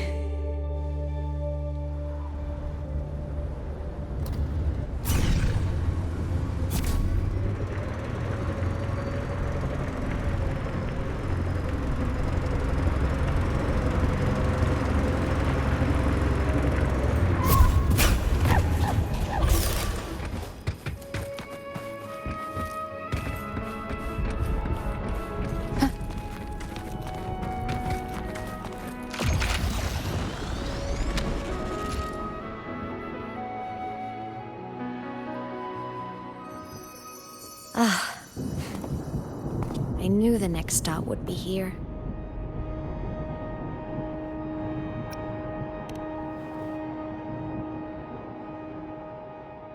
The cabin up ahead. It's where I used to live with my family.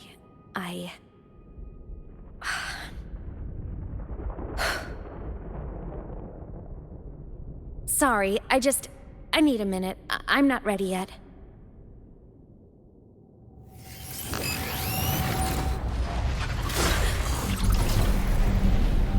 Just like before. The moment it appears, my frequency starts getting sucked out of me. Aemeath said it's a Threnodian derivative, like the Void Worm. They share similar frequencies, but my gut says it's different.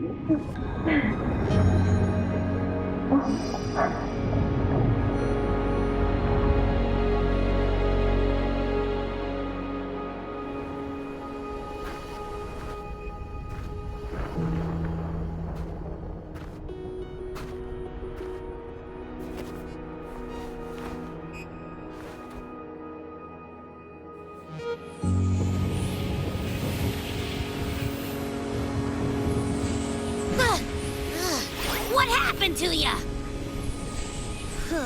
Your frequency's been leaking everywhere. I tried plugging it from the inside, but it didn't work. This is no good. How about this? It stopped. For now, I gotta rest. You did great, Abby. Go get some rest. Don't you ever jump in after me like that again. The void matter concentration down there is too high. If you fall into void space, even you could be consumed, erased from existence.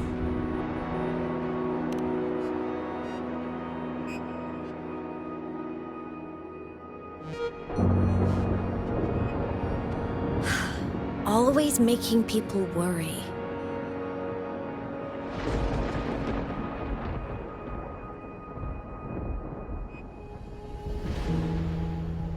There's a theory in Lahai-Roi. Threnodian Aleph-1, the devourer of existence, is the embodiment of voidance. The dissolution of all things. Its true form is like a black hole. And that theory is correct. I've verified it myself. So far, I'm the only one who's reached it. Because I'm already dead, and no living soul could withstand a place like that. You went inside the Threnodian itself? Yes.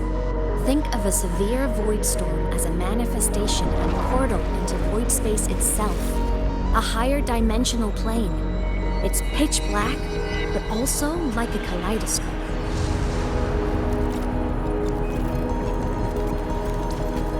Inside, time and space aren't linear. Everything is warped. Things the Threnodian devoured from different eras can be sitting right next to each other. I know you fought many Threnodians, but Aleph-1 is different. It's already won elsewhere. Wandering through the void space, I saw the proof. A graveyard of civilizations it's already ended. The Threnodian's presence in Lahai-Roi is only a sliver of its true self. It's been trying to break through the seal on the Strider Gate to devour Solaris.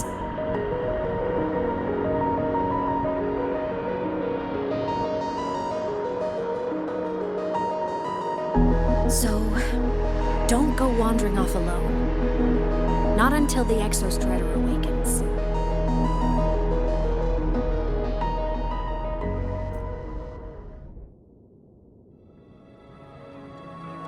Come, let's rest at the cabin.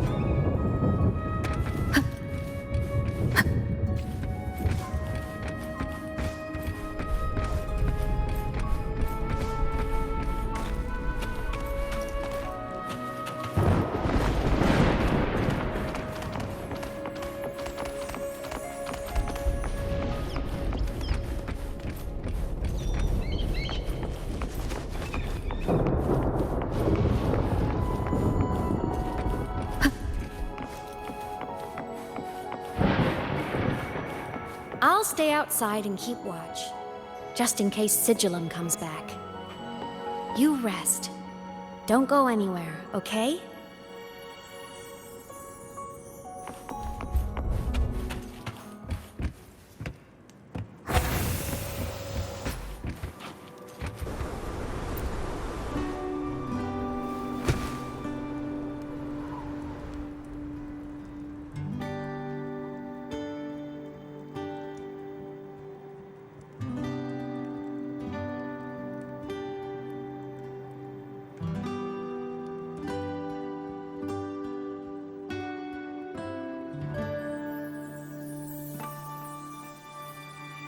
I thought I remembered something before in the lake. I should look around this cabin while I wait for her to get back.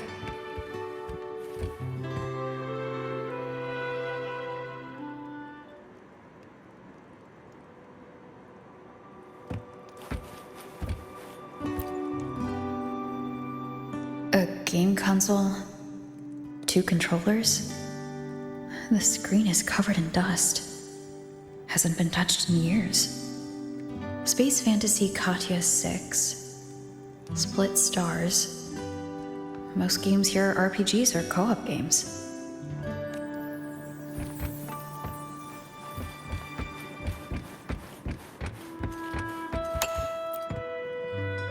Childhood doodles. All telling stories of heroes saving the day. Well, she had a creative approach to art.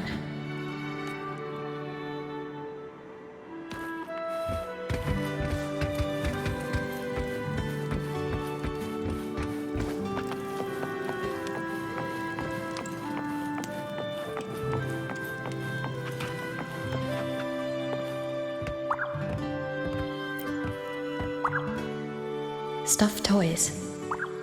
A big cat and a small cat. They look like they were well loved. So soft. You could probably hug these all night.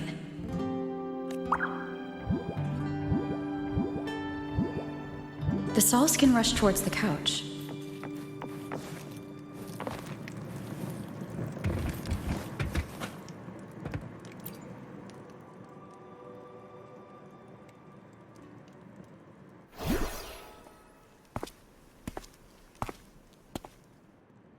Aemeath still isn't back, but if my hunch is right.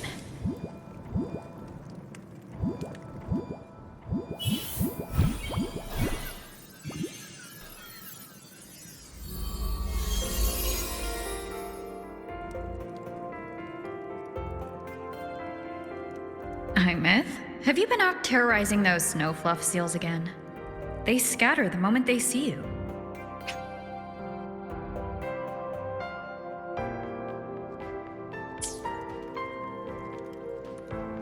Keep this up, and it won't be long before there isn't anyone left in the Frostlands to play with. Have you finished your lessons? You start school soon. Maybe spend less time gaming, huh?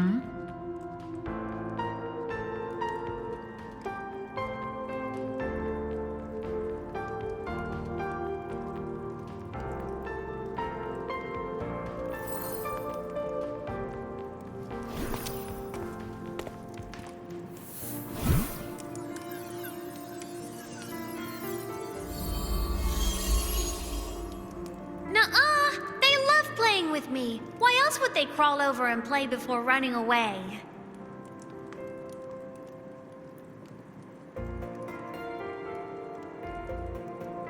And my lessons... You promised me another level of split stars. No takebacks.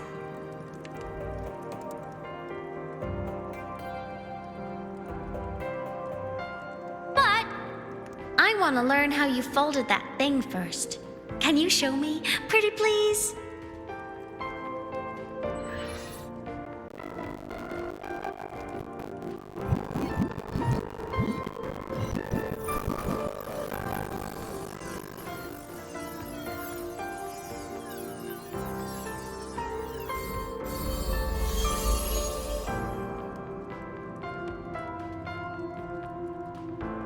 You mean the paper plane?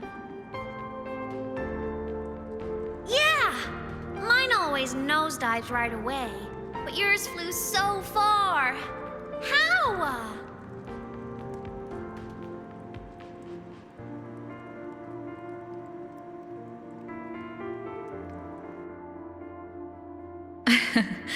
Well, of course, there's a trick to it. I'll teach you. But first, you finish your lessons. Then we'll fold planes together. All right?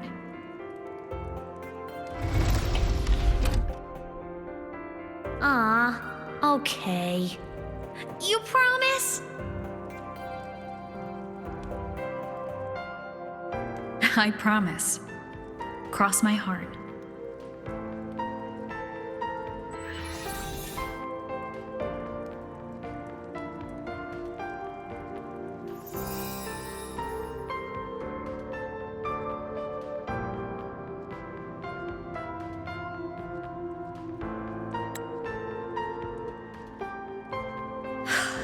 I've been wondering how to tell you this.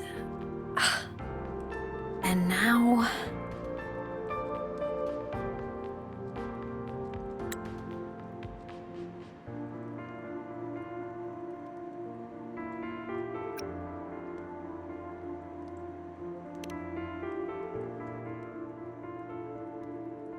When I was little, I woke up one morning and realized I couldn't remember the sound of my parents' laughter anymore. Their voices, their faces, their warmth. Everything about them dissolved in the void storm. Later, even the memory of forgetting them began to fade from my mind. It terrified me to the bone. I didn't know how to fight it. I felt cold, and I knew I had to do something, anything to make it stop. So I ran away from Bjarter Woods by myself. I hid in the Starwood Riseway and made my way to the Frostlands. My parents, one was a foreign researcher, the other a Roya. They were stationed here during the Void Storm. I wanted to return to where we once lived, but I couldn't remember the way. I stumbled around for so long, until I finally reached this lake.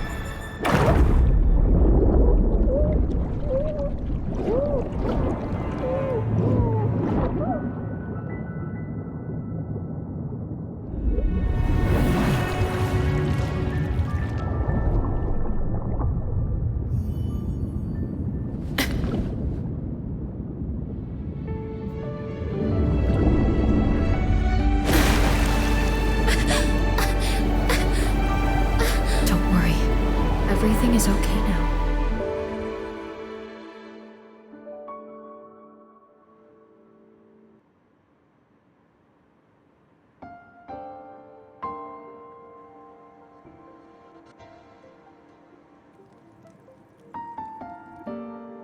My past self saved you. I was sinking into the lake, choking. Everything was fading, until a pair of warm hands caught me.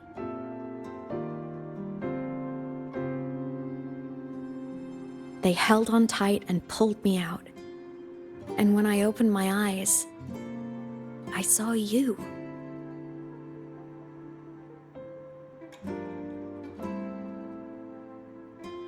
But then I realized the talisman my parents had left me was gone, probably lost to the deep. The thought alone broke my heart. I cried so hard, and you had no choice but to scoop me up, comforting me as best you could. You took me back to your cabin to get warm. And after that, well, you guessed it. I stayed with you there, under your care, until the day you left Lahai-Roi. Why did you keep this from me?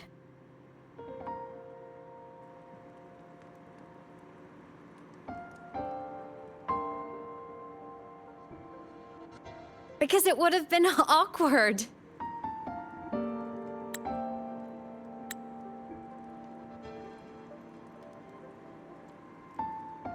Imagine someone you don't remember runs up to you, all smiles, saying, "Long time no see, I'm the kid you used to look after." And what would I even say next? Want to go visit our old cabin? I listened to you and topped my class, or, "Yeah, I accidentally got myself killed, my bad."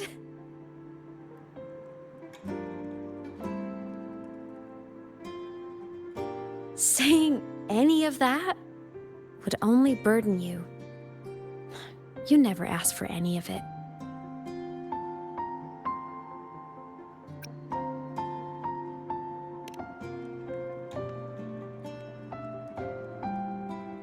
Since I woke in the Gorges of Spirits, I've met many people from my past. They've helped me recover pieces of myself. It's a good thing.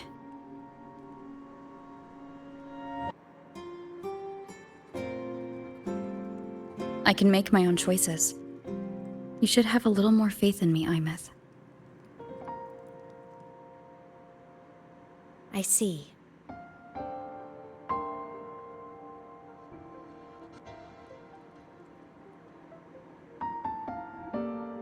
Then I'll just shoot away.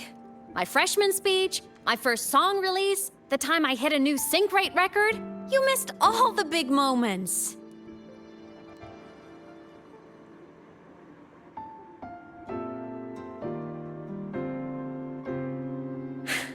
But I couldn't be mad. I knew you were busy. You were always off saving Solaris from the lament. You had to, and I do think that's a good thing. So I thought, why can't I do the same? Look, I kept Lahai-Roi safe while you were away. Sure, there was a cost, but not bad for your unofficial apprentice, right?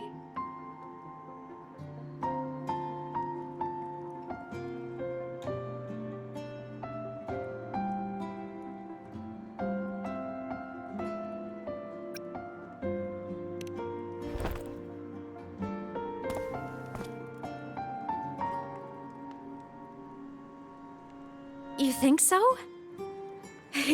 Hearing that from a big old savior like you, well, that's nice.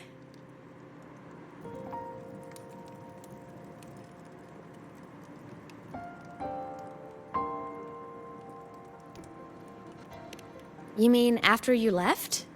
Well, pretty normal, I'd say.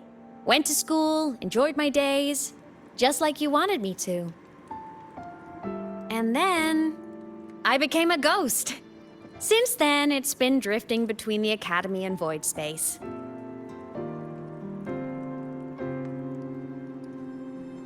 See? There is a bright side. Dying gave me a free pass into void space. I'd call that a win. Gotta explore somewhere, right?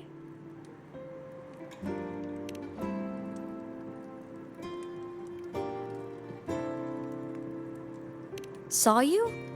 Oh, you mean that thing you brought up in class?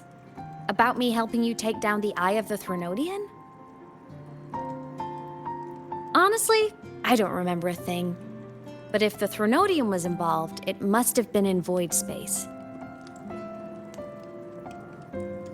Anyway, no clues from me. Threnodians having weird powers is nothing new. Or maybe you were just seeing things?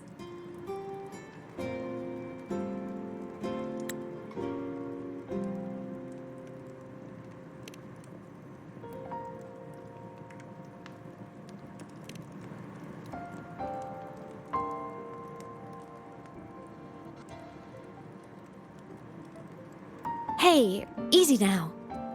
Just rest here tonight. We'll handle everything tomorrow when you're stronger. Project Rebuilding Myself is going great. Once we reach the Exostrider and recharge with the reactor, we can make for Sigilem and finish it for good. I will take care of the problem for you.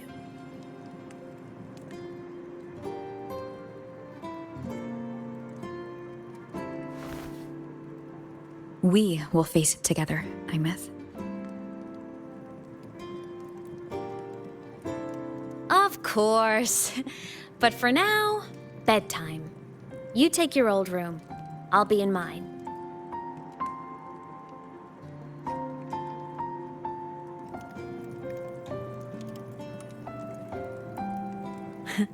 Kinda takes me back, saying goodnight like this. Just like old times.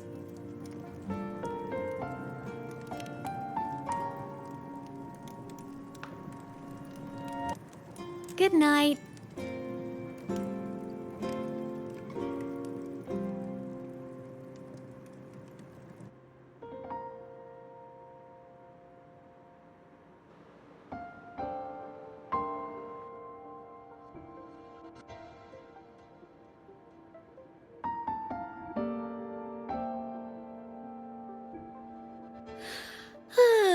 Huh? When did I fall asleep?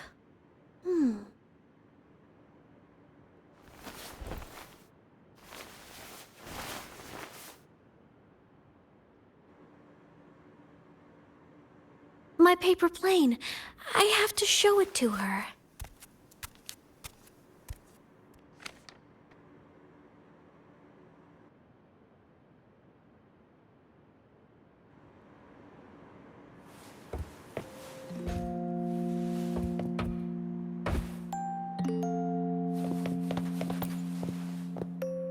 This cat stuffy she gave me is so warm.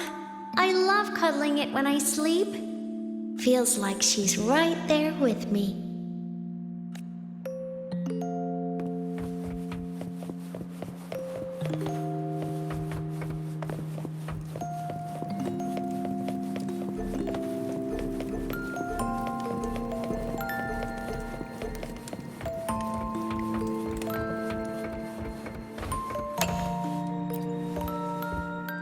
I drew my favorite story.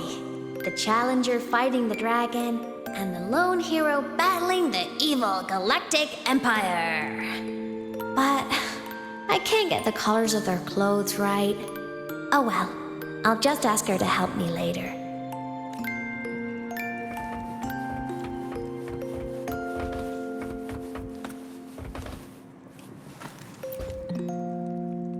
Oh no!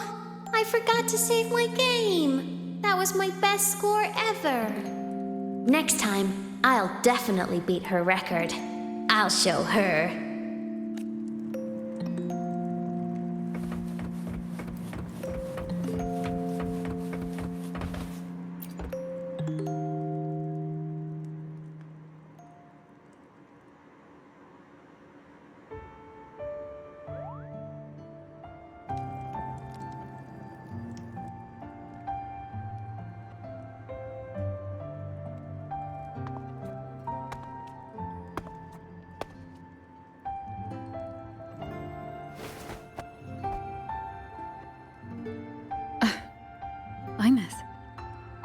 What's wrong?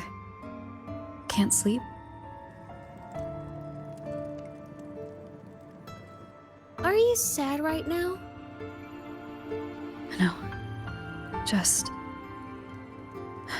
thinking about some things.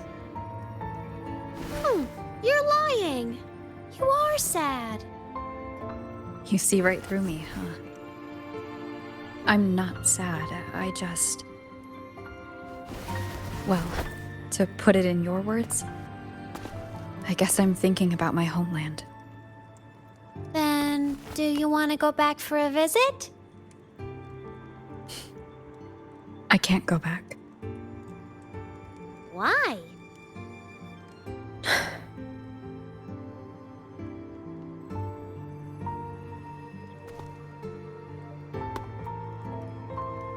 Can I tell you a secret? After Mom and Dad went away, my chest always felt all tight and heavy. When people in the tribe talked to me, their voices always sounded really far away. But that day at the lake, after I cried in front of you, the feeling got a little smaller. I didn't feel so bad. I know you can't say this stuff to other people, 'cause they all think you're super strong. But I'm just a kid, and I don't think you're that strong. So, if you need to cry, you can cry with me. I'm really good at keeping secrets. So, you don't have to be sad by yourself. Okay? My homeland is far, far away, Aemeath. The people there gave me a mission. That's why I came here. What kind of mission? It must be really important to come so far. It's complicated. Too complicated for you right now. Then just pick a simpler way to say it. I'll listen really carefully. A simpler way. Put in terms of your space fantasy Katya games, I came here to save the world. To do whatever needs to be done to fulfill the mission, for as long as it takes.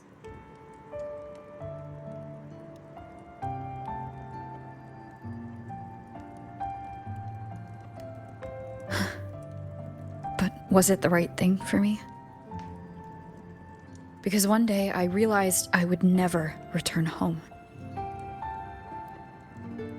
I couldn't stop thinking about that faraway place. More than I ever had before. In what you'd call dreams, I'd go back. Stand there. Just stare at what I once called my homeland. Even if staring didn't change a thing. Even if it was pointless. Oh, I see. You miss home. Maybe. But talking with you makes it not so bad.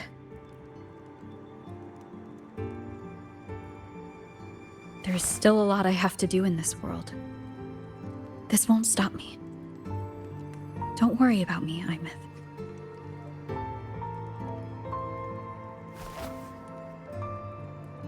Yeah? I'm your family too. Until you find your real family and can go back to your homeland, I'll be right here with you. Sounds good. Thank you, Aemeath.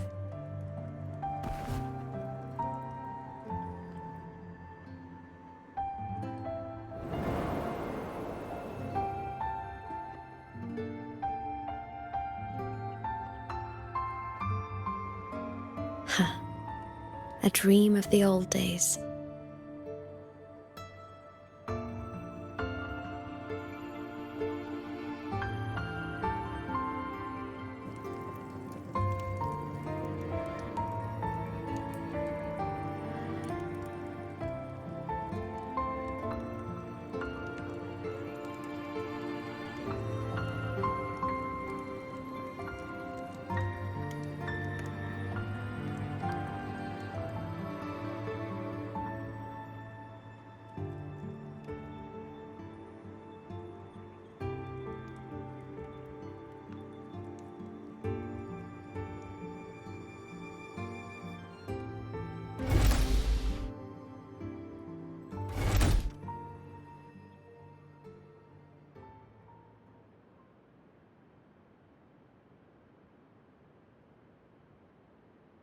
Homeland.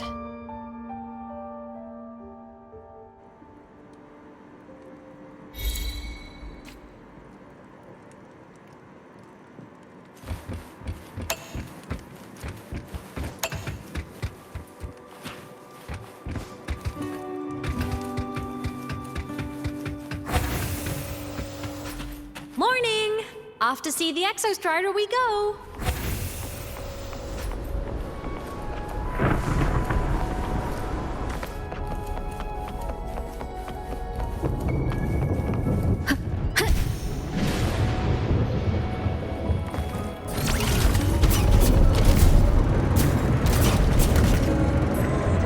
Looks like a long way. Better take the bike.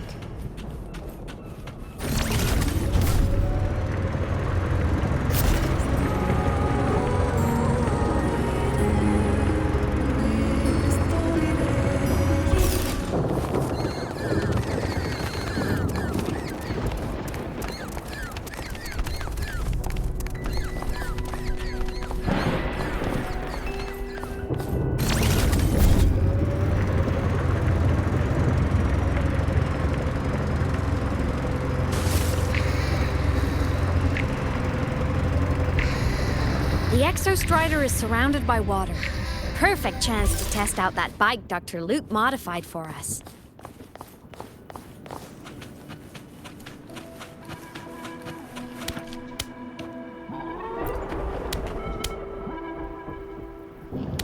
Are you ready for the end?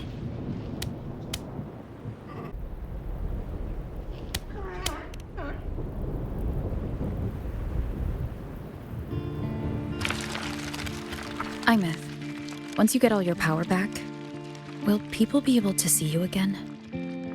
Hard to say. There's no precedent for my situation. It's all just theory. But what if it works?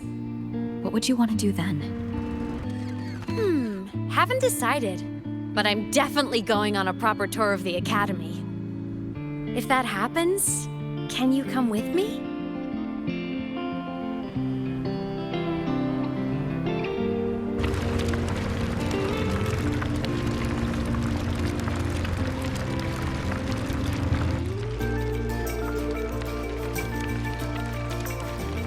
Look, it's sleeping.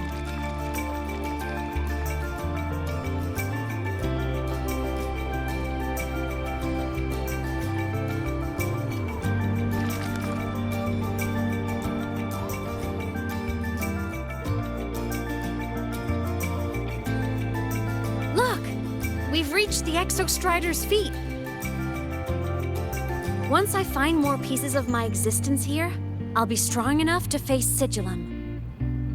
We take that thing down, and this is all over. All right, let's race full speed ahead to the finale!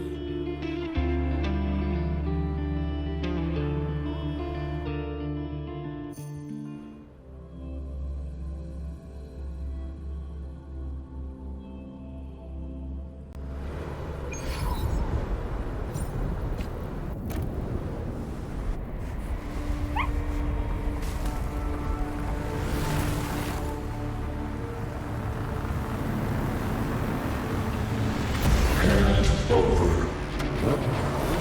Pilot control.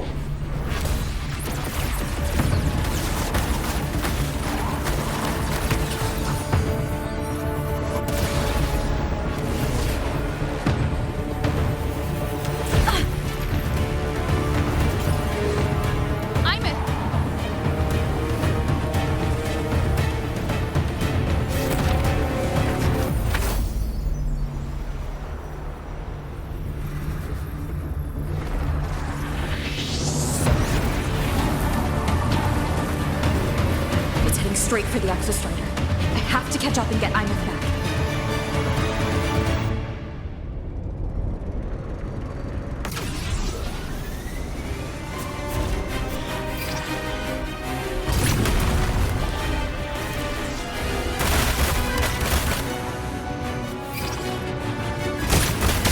Complete. It's throwing up barriers to block my path.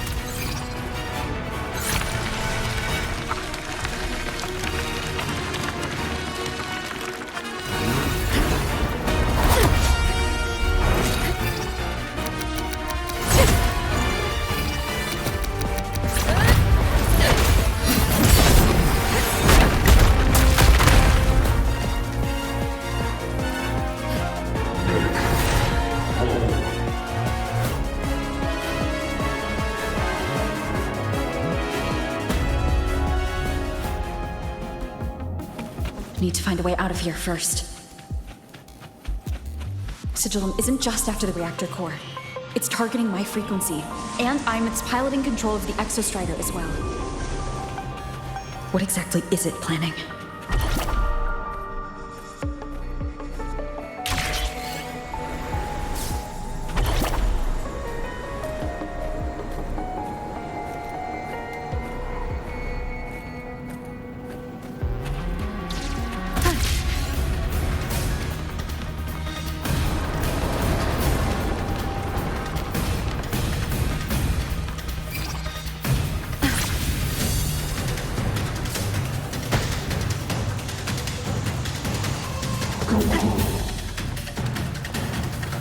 Enough! No more of this stupid idea, Sigil.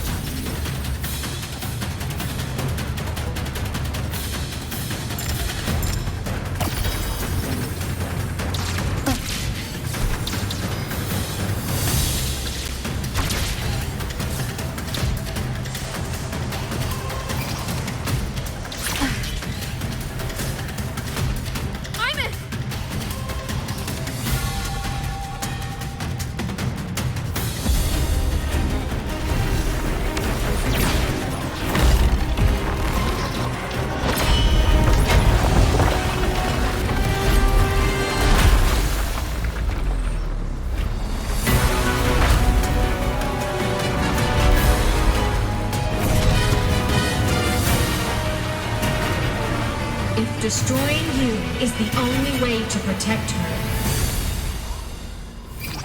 Then so be it.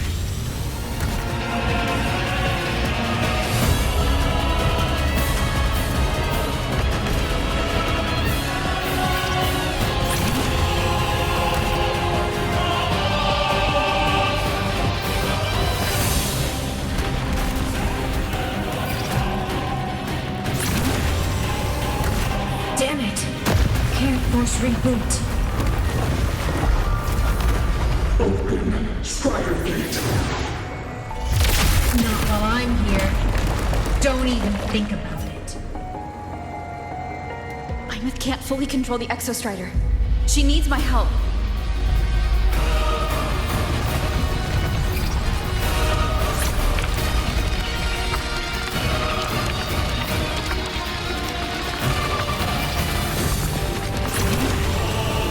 It's like Aemeath is doing everything she can to keep Sigillum away from me.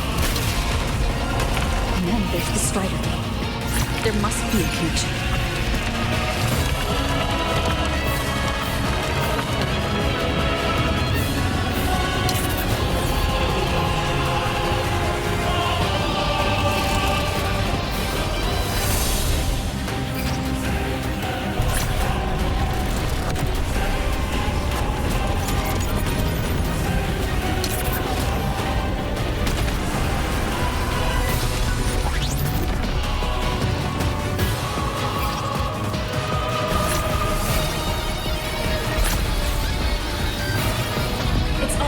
Speaking more clearly now. I can't let it drain any more of her frequency.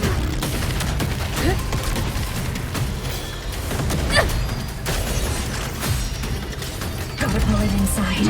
Gotta end this for good.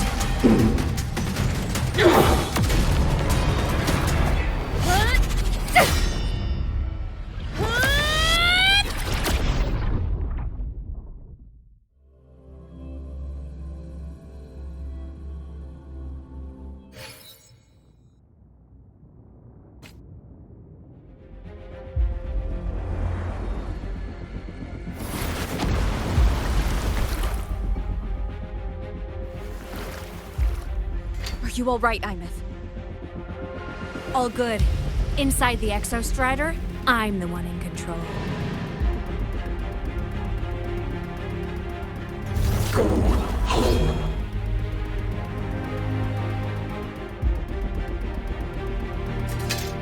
I'll destroy Sigillum. So, just go. Stay away from it, okay? Please. I'm begging you. Aemeath? Why refused?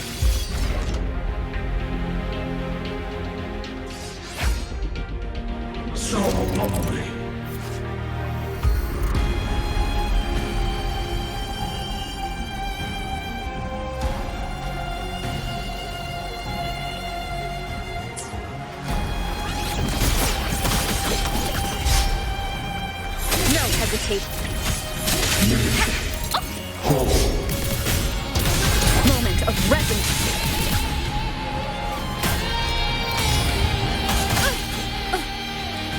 Time to shine! Strike from the chest. The wicked will face judgment.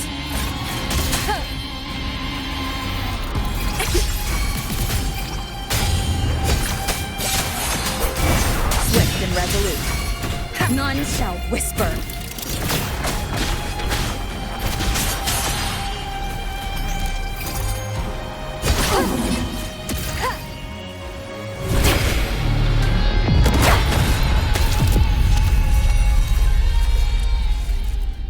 Open the Strider Gate.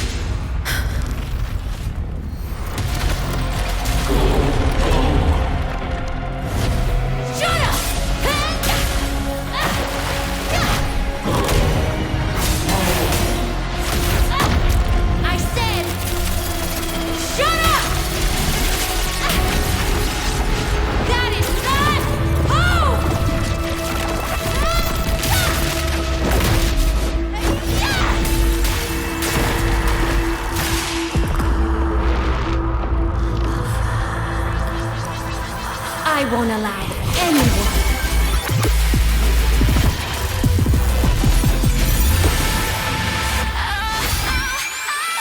To harm Rover.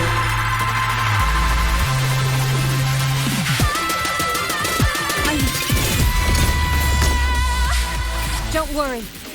It will end soon.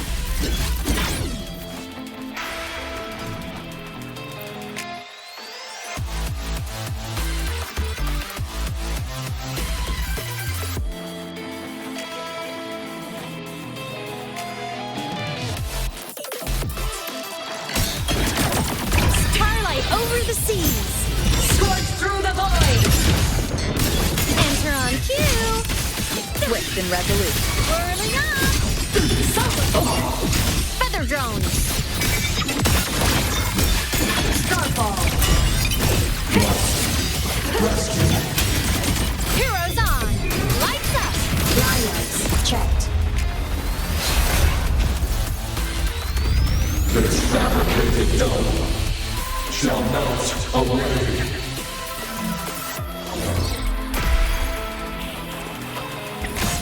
At your command. Body damaged. Lasers charged. Light arc. Light show up the finale! Fire! Order complete. System integration. The world is mine to guard. Objective log. Cannon ammo. Light wings activated. Stars shine tonight. Swift and resolute. You will obey. Why? Refuse. Bad timing. Whirling up. Blade cleaves the night. Herald, purged in light.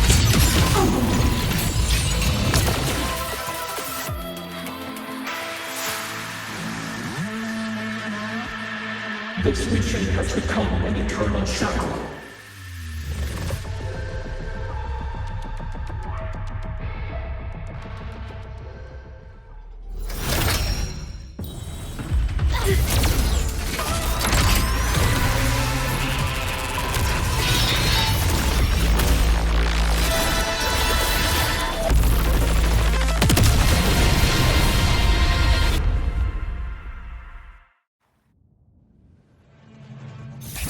What exactly are you hiding from me? You don't need to know. I will protect you.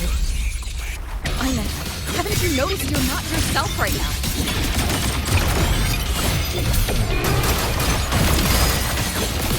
Evil! For what cause? Unresponsive. Eliminate obstruction. No tricks. Duty call. Come on, little one. Swift and Feather drones resolute. assemble.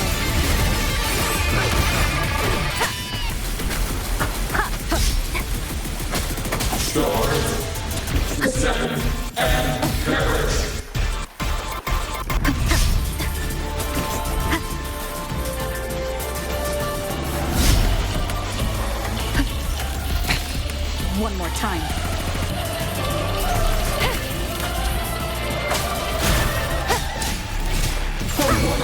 None shall whisper.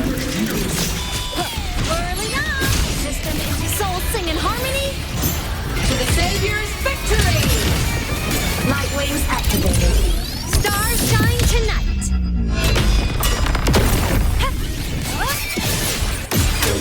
Come on, little one. Aemeath, transform. Break apart! Heroes on. Lights up. Flyers, checked. Eclipse. The world is mine to guard. Objective, long, swift, and resolute.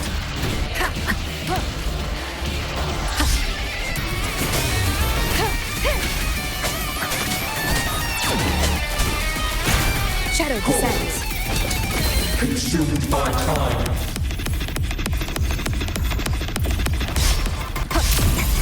Whirling up. Come on, little one. Come on. Stars, light up tomorrow. Blade cleaves the night. Herald, burst in light. Lasers. Charge. Body limit unlocked. The Savior rises.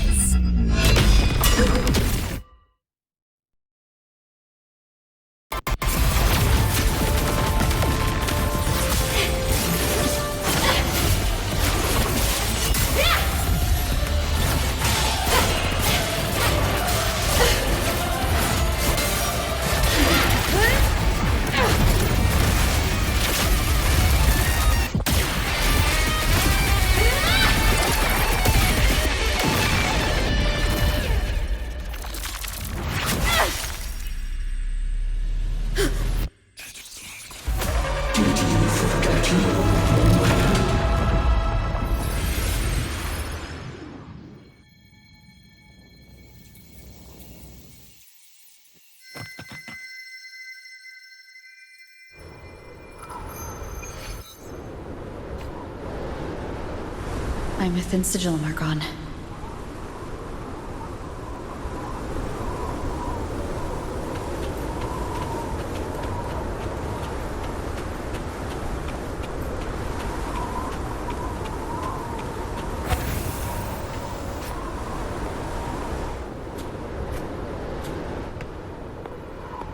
Is this Aemeath's old dorm? Since she can resonate with the Exostrider even after her body was destroyed, her frequency must have merged with it.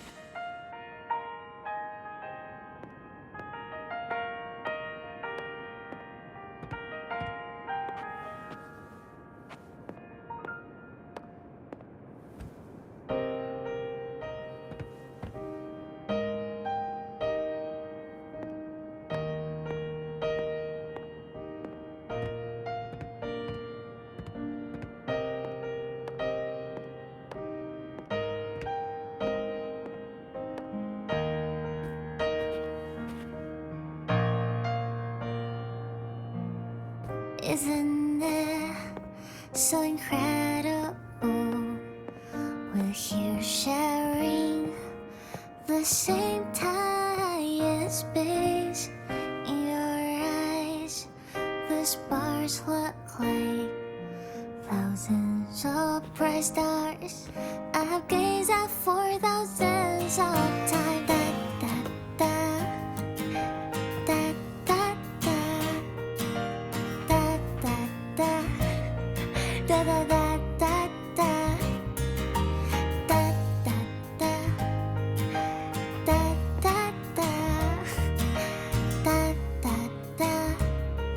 Goodbye. You build a world of miracles, so mundane but precious. The stream of shimmering daily moments return way to my soul. Poster of Fleet Snowfluff's fan meeting. In my feet, that solid ground is dead, so I sing together. Every light I'm giving all goes back to you, goes back to you.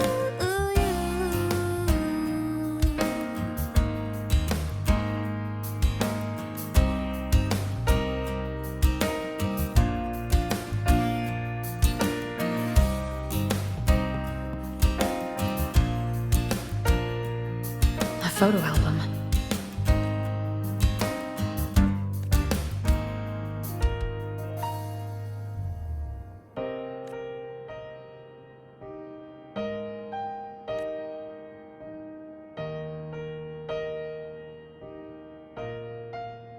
I am Aemeath, the Academy Star, a synchronist, a savior.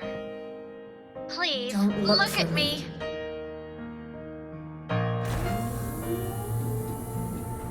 Isn't it so incredible?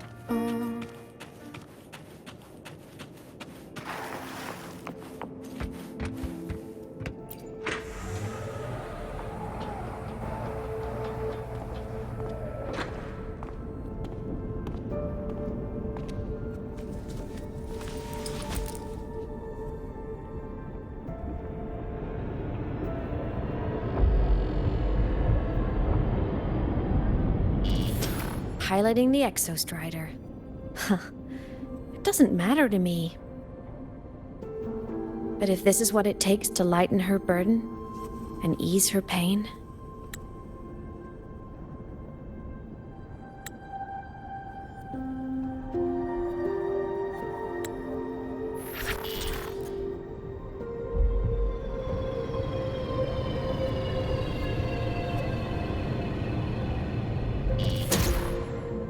Saving the world. Huh. Nothing but a pair of shackles. Heavy, eternal shackles.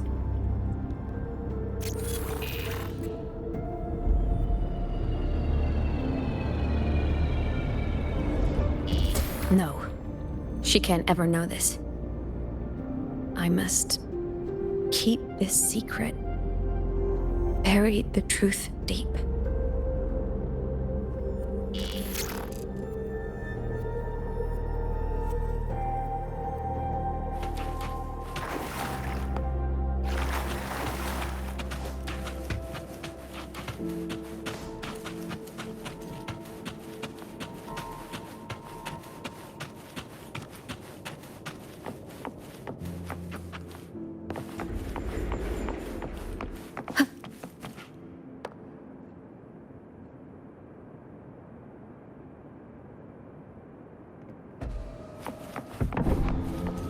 Why?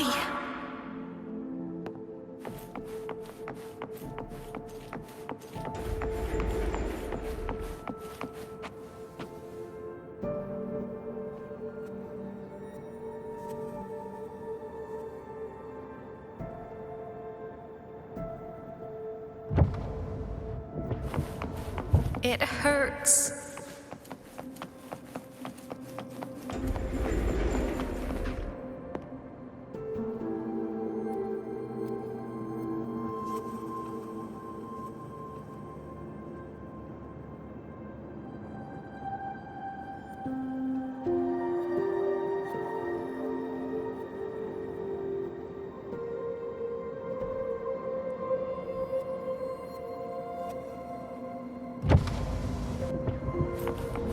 What should I do?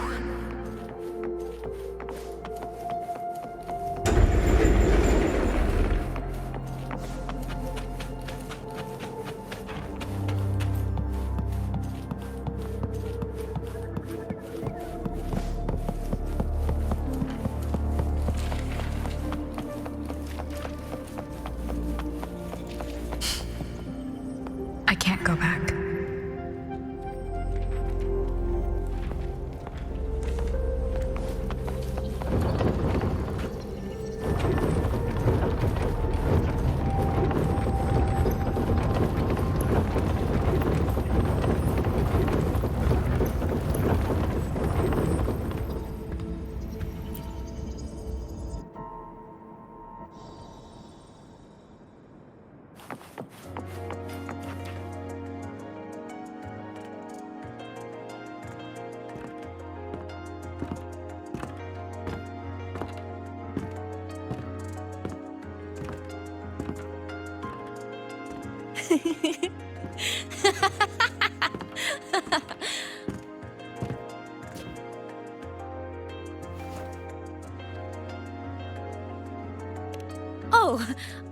talking to me?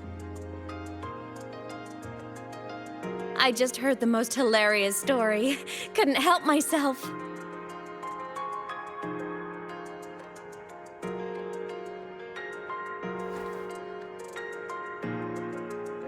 Since you asked, how about I tell you?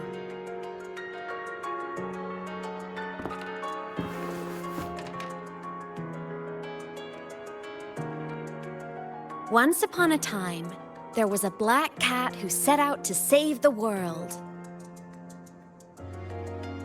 Why? Because everyone told the cat it was a savior. The cat didn't get it.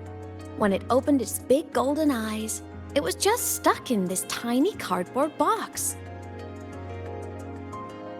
And inside that tiny box, it was crammed full of even tinier little creatures. The cat was shocked. It had to tiptoe around, careful not to step on anyone.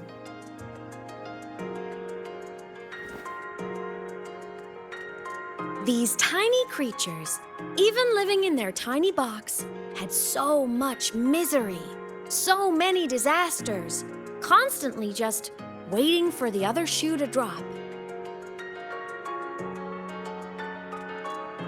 Please save us, they begged the cat. And of course, the cat agreed.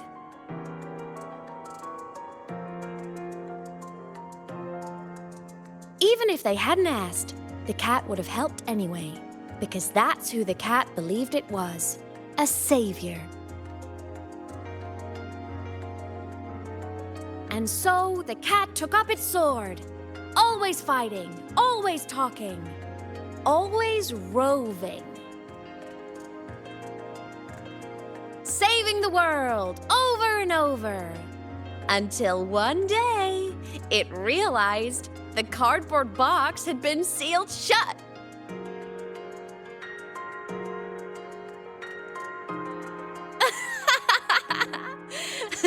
Isn't that kind of laughable?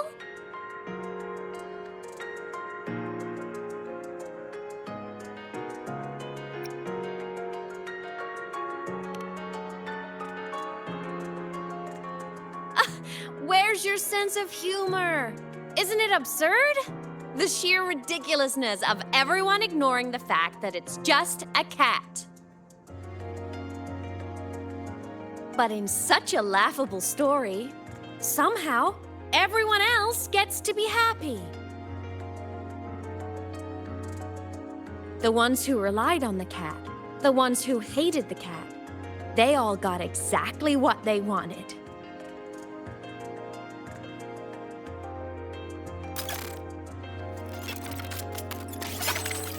But what about the cat?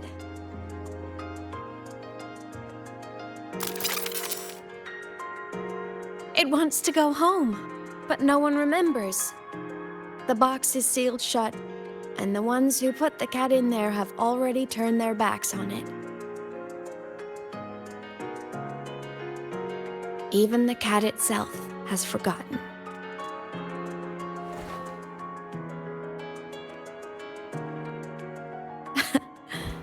Isn't that so absurdly laughable?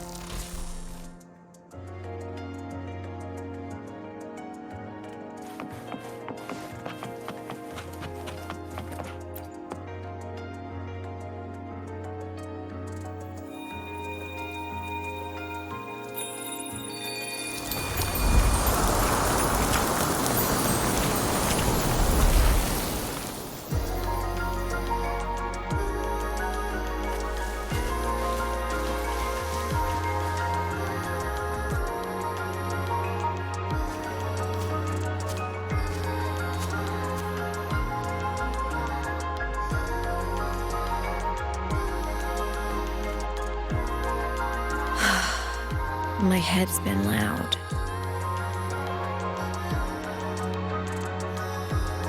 There's this question that just spins and spins up. I still don't have the answer.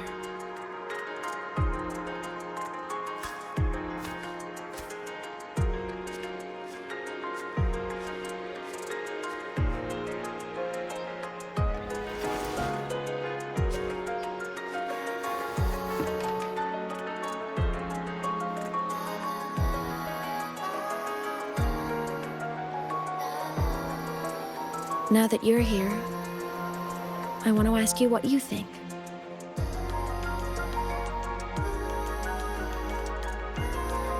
That person is my family. Family is supposed to look out for each other, protect each other. So I want to do something for her. She doesn't say it, but I can see it.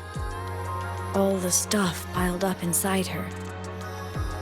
The more you hide, the less you share. But I saw her recently, and I think she seems more carefree than before.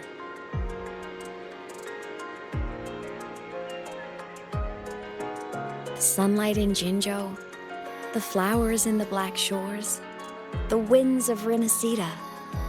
She told me all about this new journey. It made me happy, truly happy for her. I guess forgetting can be a blessing. If you don't remember something, it can't hurt you.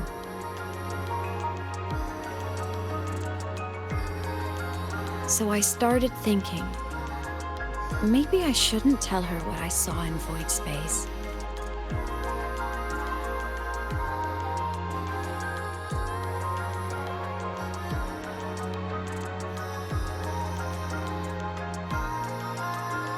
All that pain she carried about her home, it's gone now. Why bring it back?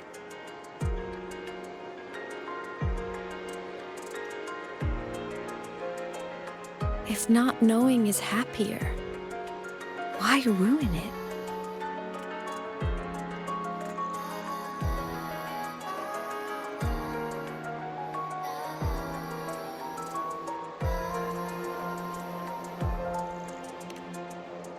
Even if the truth destroys that happiness, I can't. I don't want to see her hurt. I want to protect her. We all need a little hope to keep going, right? I want her to hold on to that hope.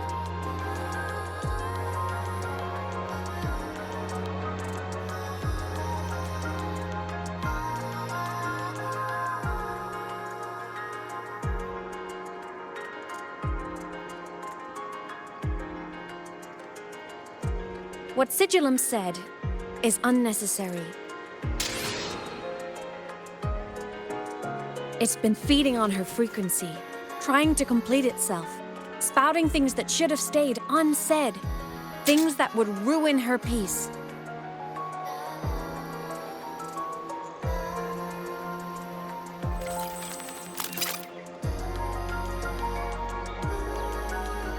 I must destroy it before it spills the truth. I brought it into this world. I'll be the one to take it out, too. Nothing truly matters. Not even saving the world. But you have to believe what you're doing has meaning. That's the only way to keep moving forward. And that's why.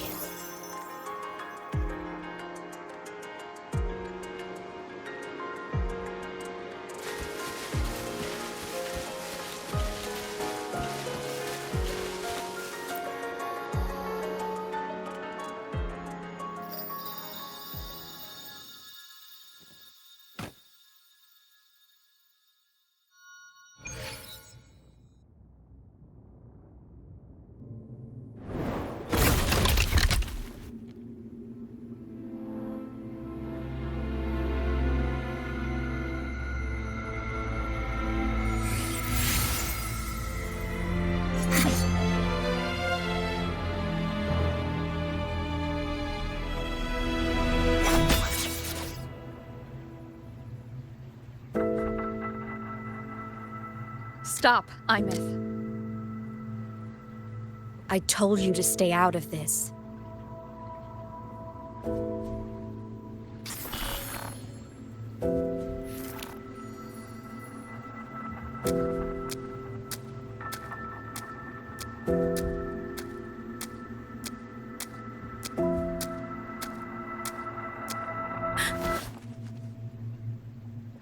I know you did this for me, to protect my happiness, and I'm grateful.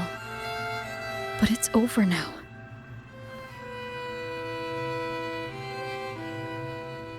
I need to hear it. All of it. Whatever the truth is, it's my burden to carry. My choice to make.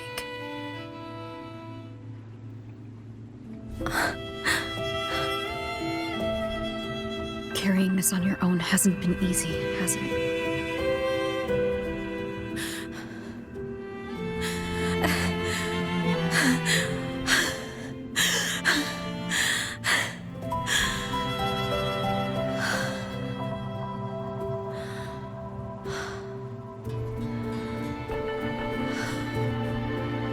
Do you really want this? Even if it changes nothing? Even if it only weighs you down? Things only weigh on us because they matter.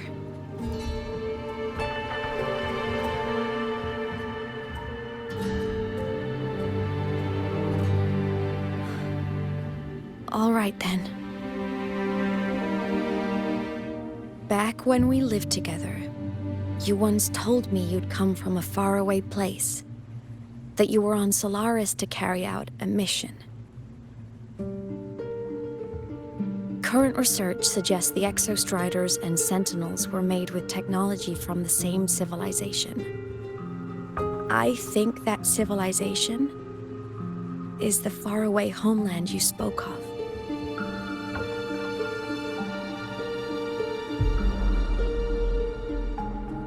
You never spoke of it to me or anyone else again, so I kept it to myself. Until I died and slipped into void space as a digital ghost. As I wandered through the ruins devoured by the Threnodian, I stumbled upon a faint frequency. Your frequency. Time is chaotic inside void space. There's no telling when it had been devoured. But I could feel your warmth in it. After so long without you, I couldn't let it go. I kept it with me. Guided by its strange connection to other frequencies, I traced my way through countless overlapping spaces until I found the remains of an Exostrider. That was when I realized that Exostriders were built to transport Sentinels. They trekked through stars to deliver Sentinels to Solaris.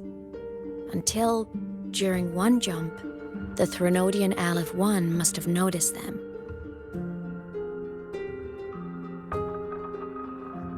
Its hunger had festered for so long that not even devouring the entire universe could sate it now. That frequency then led me to another relic consumed by the Threnodian, a creation built by the same makers of the Exostriders. It was beyond my understanding.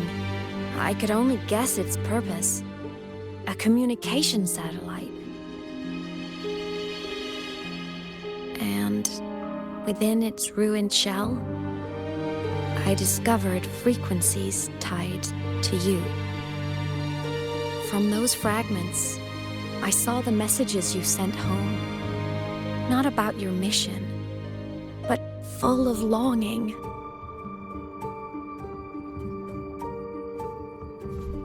You said you wanted to go home, even if just to lay eyes on it one more time.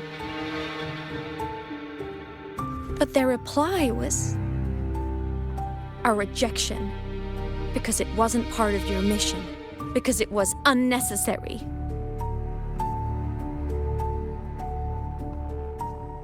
They were the ones who cut communications. They ignored every wish you had outside your mission. They forced you into this life of roving. And still, you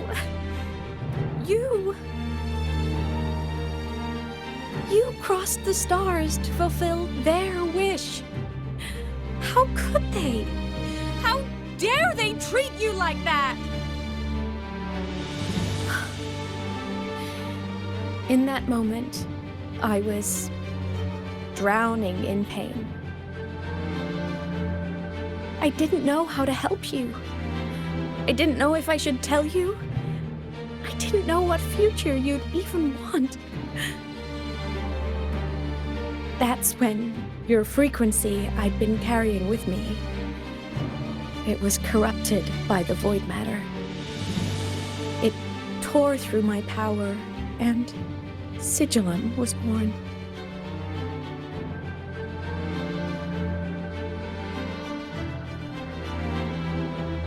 It was born from my mind, from all my worries, my fears, everything I imagined you'd suffered.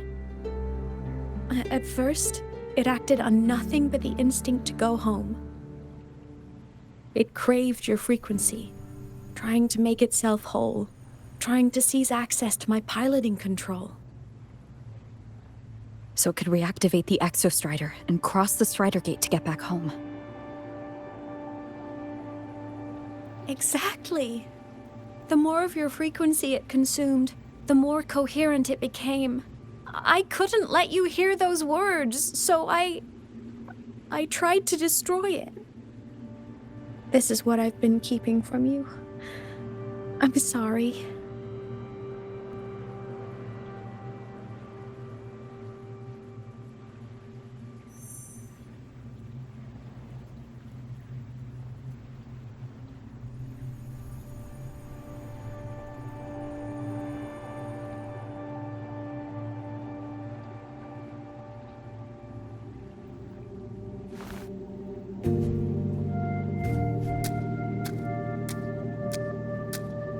I'm glad you chose to tell me this, Aemeath.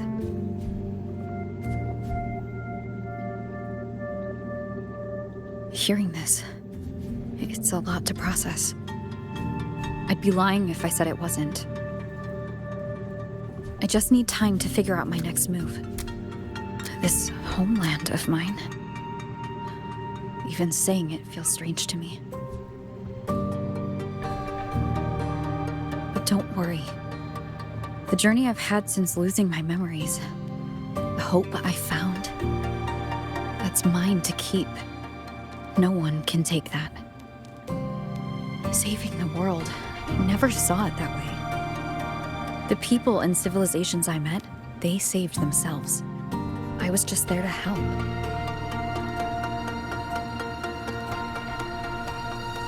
Jinzhou's soldiers fought through retroact rain till dawn. The Black Shore's Bloombearers ran themselves ragged across distant lands. Renacita's factions all dared to defy the dark tide. Lahai-Roi's people never stopped reaching for the stars. I'm no savior who fell from the sky, and no one ever saved themselves by waiting for one. There's been plenty I couldn't do. Losses I couldn't prevent. Sacrifices I had to accept. But I'd do it all again. Every bit of it. If this was a mission from my past, I'd be lying if I said I didn't care what they thought of me now. But that's a question for later. Right now, we have more important threats to face. The fact that I'd choose this path even without my memories, that tells me this is who I am. I can't stand by while the lament brings suffering. I care about this world too much. But I'm afraid you'll feel alone. With everyone here? With you here? Not a chance. I will be there for everyone as we head toward our shared future, leaving the past behind.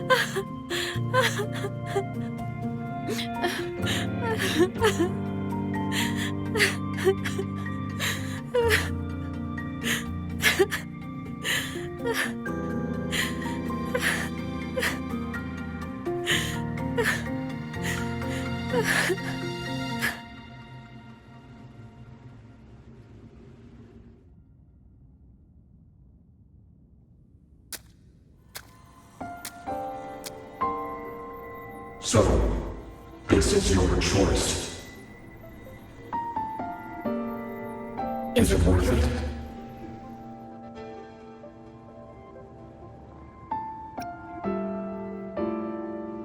I know where I'm going now. That's what matters. Not where I started. Then keep going. No matter what.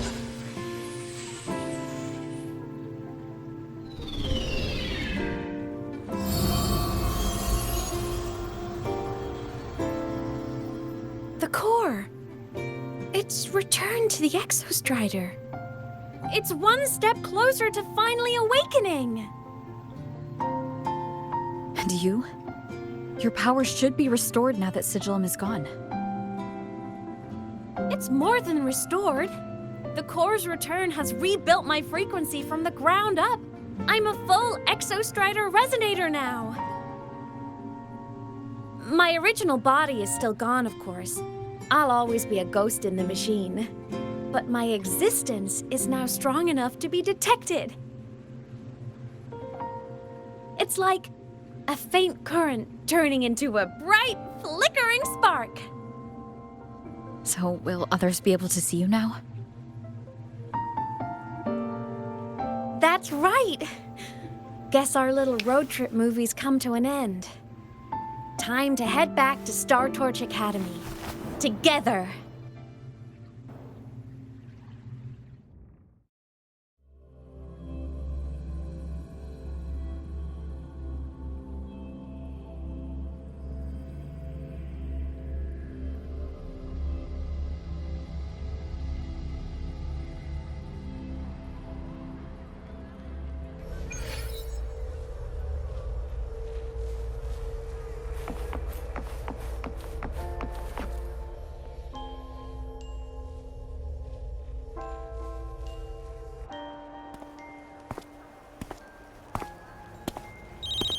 All good on your end, Golden Girl?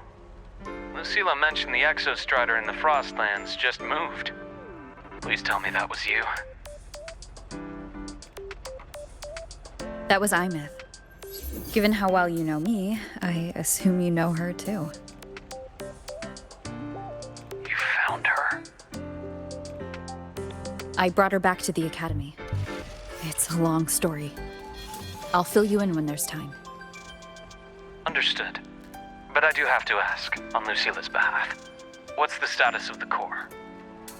It was returned to the Exostrider. That explains it. The Research Institute is reporting a spike in void matter concentrations over Lahai-Roi. Voidstorm activity is kicking up again. Back when the reactor drive was in the sky, its annual self-diagnostics caused the Exostrider's greatsword pointed at the Threnodian to weaken. The Exostrider is probably running the same procedure now to integrate what you returned. Best for you both to stay within the Academy until peak season passes. All right, I'll be careful. Next time you're in the infirmary, we should revisit your old plan. The one tied to the Exostrider, the Strider Gate, and the Threnodian. For now, just be with Aemeath. It must be a great relief to have her back. I'm happy for you. You've earned a break. Get some rest. Looks like Aemeath is at the auditorium. What's she doing there?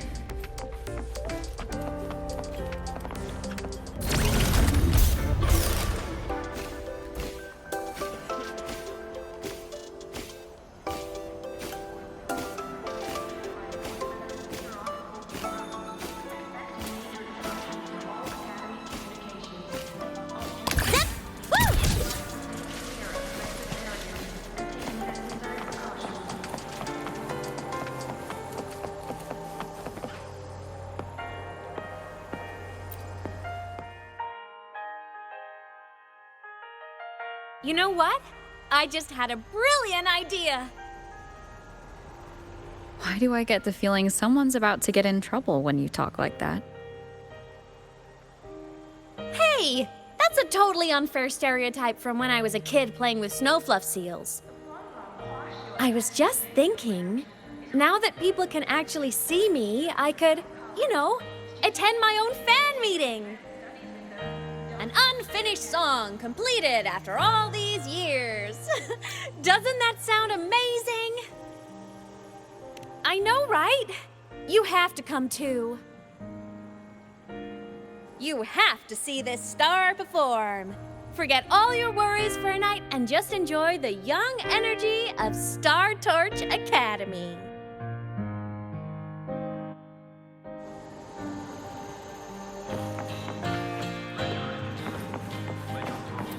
Wind guide me. Entries open, everyone! The fan meeting will begin soon.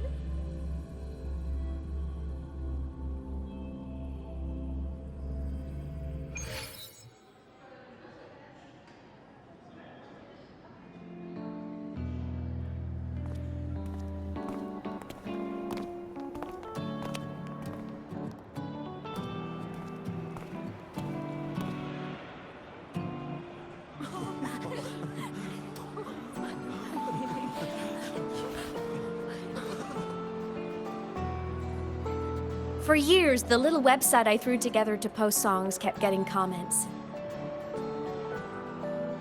They'd talk about how much they loved a song, or share problems they were having in their lives, and then they started connecting with each other.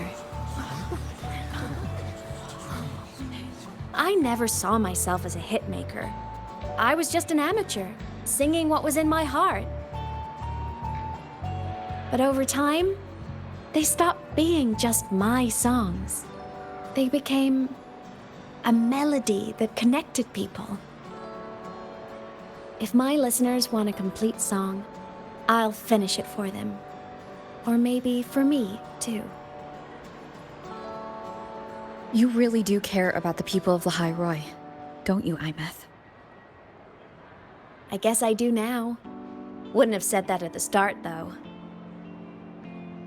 To be honest, I never had some grand passion. Before I became a ghost, I just wanted to live an easy, happy life and try a little bit of everything.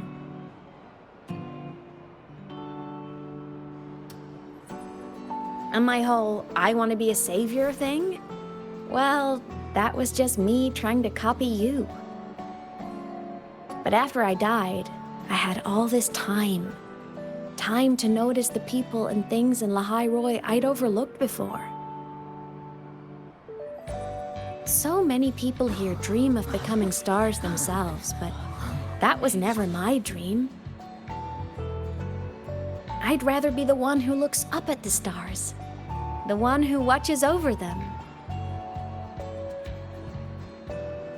Really? But the way I see it,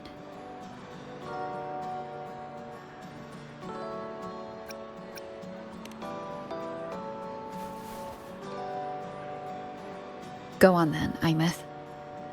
I want to hear you sing. You'd better, because you're my most important audience today. But first, you need a better look for the show.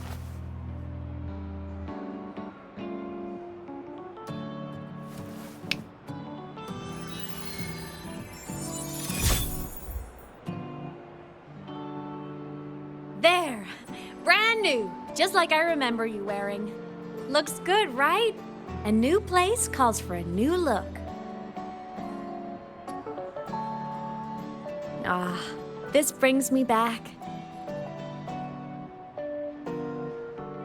I remember when you used to wear this around the academy.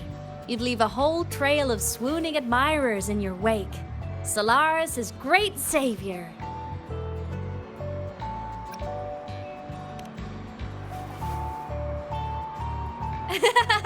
What? Are you blushing? Since when is having charm a bad thing? Now, go grab that seat over there. Best view in the house. I scouted it myself back when I used to nap through lectures. As for me, it's showtime.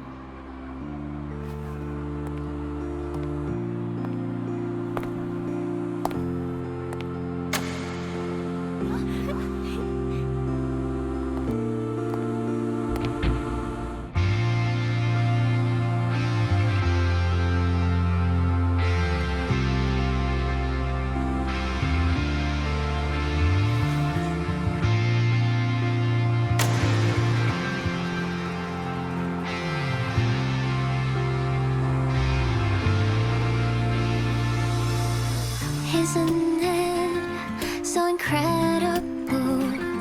We're here sharing the same time and space. In your eyes, the sparks look like thousands of bright stars. I have gazed at for thousands of times. May all sweet dreams take flight. With the truth to be your guiding light. Let your curiosity set your spirit free and well like fire. If a lonely night surprised to see our dreams glowing brightly, every second is worth it. You're beautiful, a miracle, someone in the precious. The stream of shimmering daily moments return way to my soul and stop me from drifting. It might be the solid ground to stand, so let's sing together. Every line I'm giving all goes back to you, goes back to you.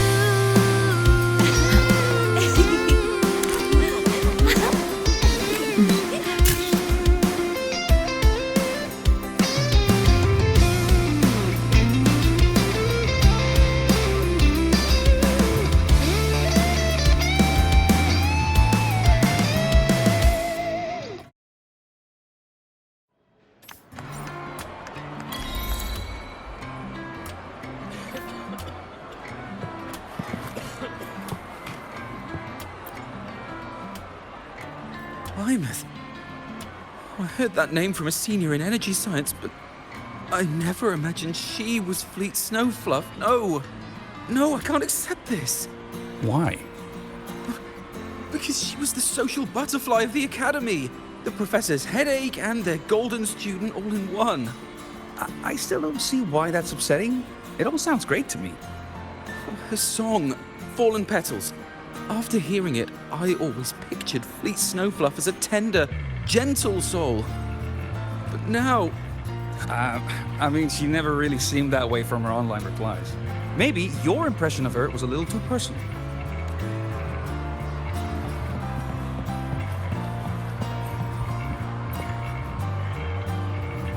Aemeath from Rebel College. She's been missing for years. Why would she be here? Aemeath? But the same one Professor Sakya always talked about? Yeah, she always wanted her as a mentee. She still brings her up to us. I thought the biggest problem would be that little rascal refusing to finish her studies, or me finally losing my mind from her antics. I never thought she'd just vanish. Professor Sakya is going to be over the moon to see her.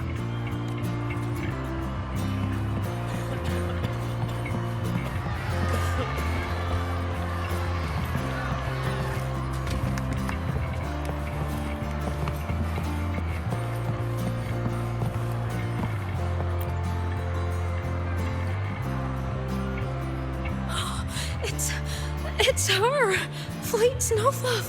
That's definitely her voice. Oh, I can't believe she's actually here. See? Skipping class was totally worth it. Oh, she's so bubbly and spirited, just like her songs. I'm getting her autograph later. Of all the songs she's posted online, my favorite is Indigo Universe. What's yours? Of course, it's the Tard E song. It's so funny and catchy. You can't be serious. That song's pure brain rot.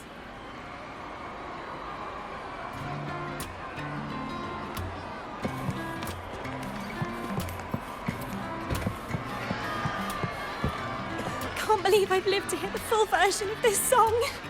I'm gonna cry. Oh, you're so talented. Why did you stop posting new songs all these years? An autograph! Please, Fleet Snowfluff! All right, all right. Dry your tears. Autograph coming right up. Why haven't I been writing? You know how inspiration goes.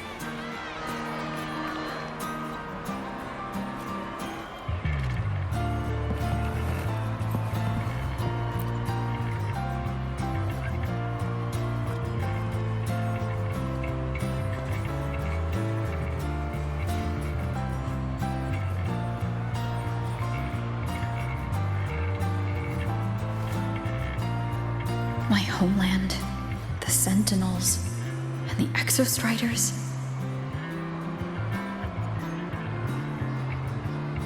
The Exostriders were built to transport the Sentinels. The wreck Aemeath found in the void matter suggests not all of them made it through. The wreck's design matches the Exostriders here in Lahai-Roi, the one forced to go offline to stop the Threnodian. Their power should be comparable. So why was one destroyed and devoured, while the other managed to stop the Threnodian and seal the Strider Gate with its greatsword? Where did that strength come from? There's a piece that's missing.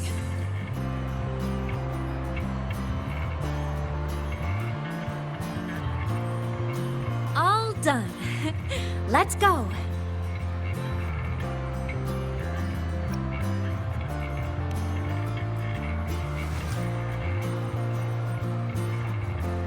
Please, a little meet and greet? I used to host huge parties at the Academy. So, where to next? A wander about the Academy, just like we planned. No rush, just a quiet stroll.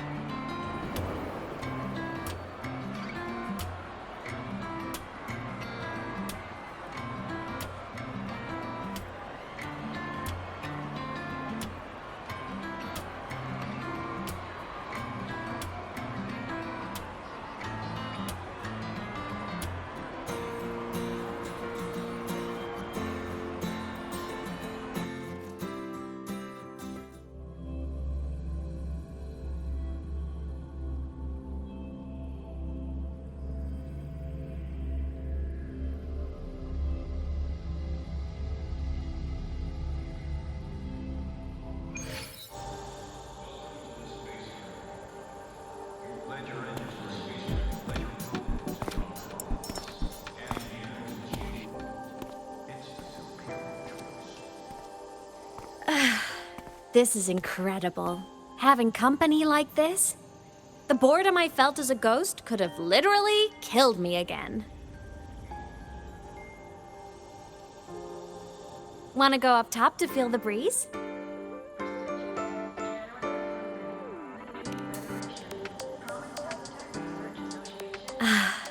I'm so happy right now. Really. Even a fake sky can hold such beauty.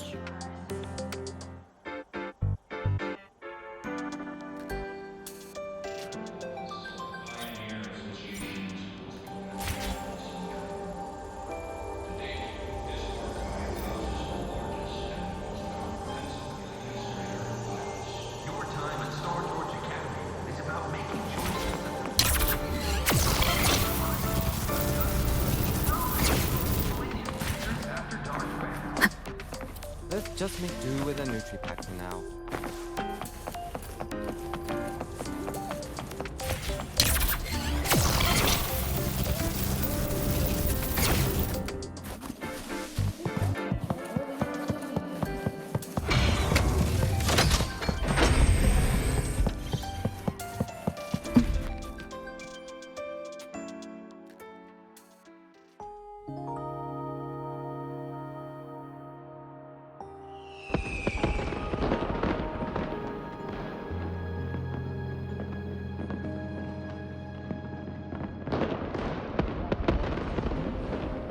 Now that your frequency is stable, what will you do next?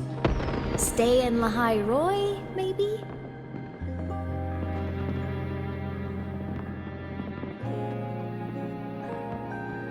The Threnodian here needs to be dealt with first. Of course. Typical workaholic. I knew you'd say that. LF1 won't be an easy fight. But I believe in you. You're the one who keeps making the impossible possible. And after that, will you keep traveling? Any destination in mind?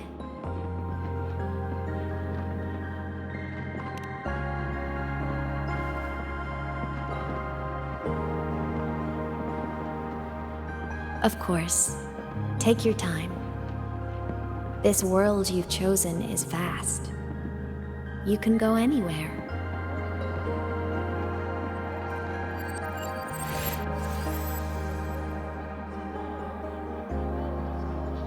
Are you leaving now?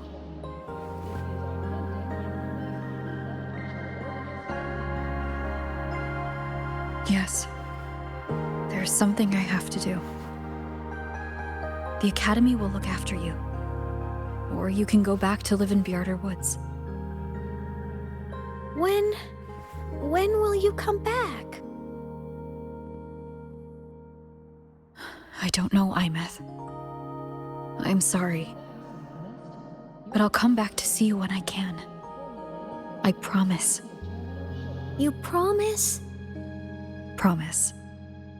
Then I'll wait for you here in Lahai-Roi. Don't feel you have to. The world is vast. Don't let me or Lahai-Roi hold you back. But you can live for so many years. What if I'm gone by the time you return?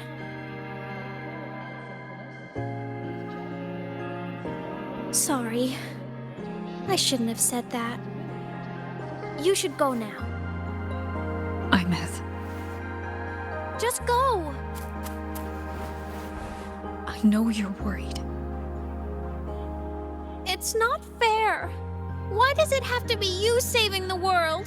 You're always so exhausted, always getting hurt.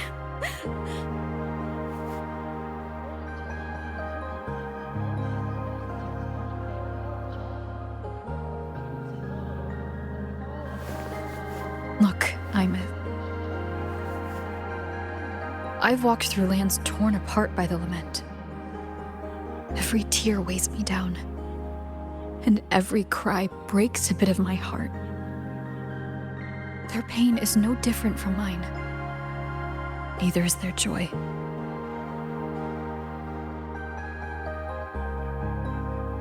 So if I can help, I will.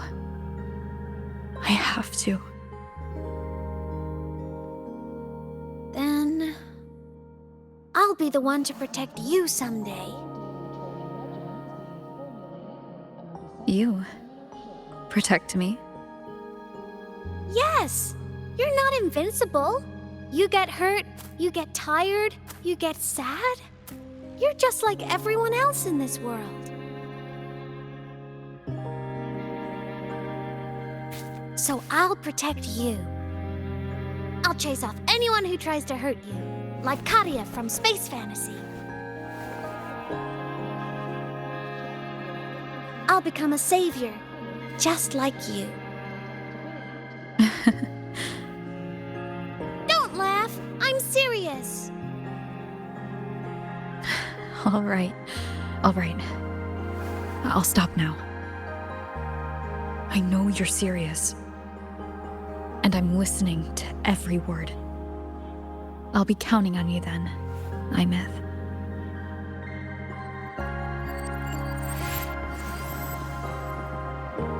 Tired? The frequency Sigilum took is coming back. It's not a great feeling. Abby's already helping me recover through the test mark. I'll be fine soon. Just close your eyes and take a nap. You deserve a little peace.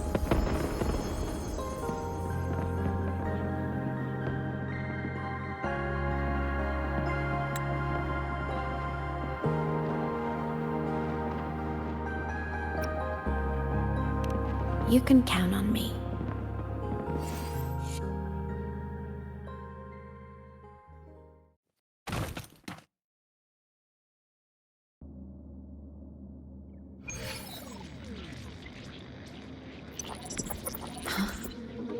Why am I in control of Sigillum? Is it because I absorbed its frequency?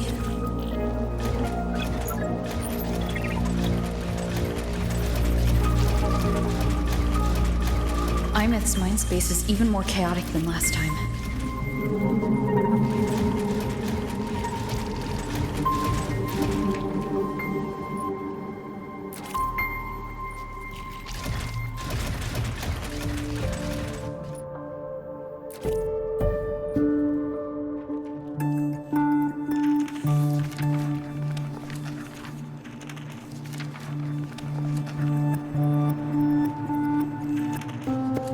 Sigillum. Back for more? Thought I made a mess of you last time.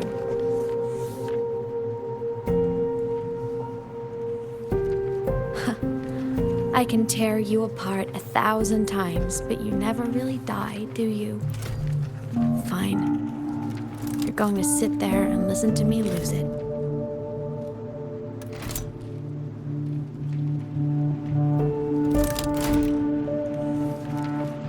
After all, there's no one else to hear this.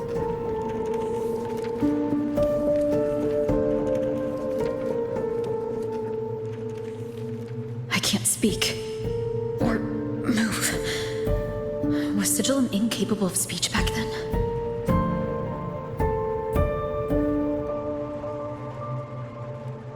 You know, I found something interesting in the Exostrider's reactor drive.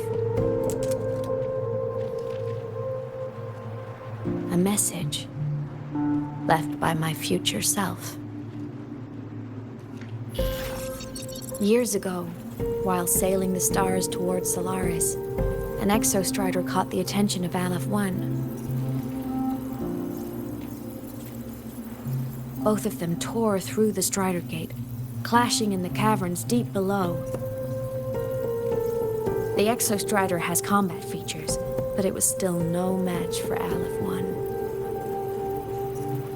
Its body was shattered, energy nearly depleted, and void matter kept pouring through the Strider Gate. Aleph-1 kept pushing, desperate to squeeze its whole disgusting bulk into this world. It was almost successful. It would have ended everything.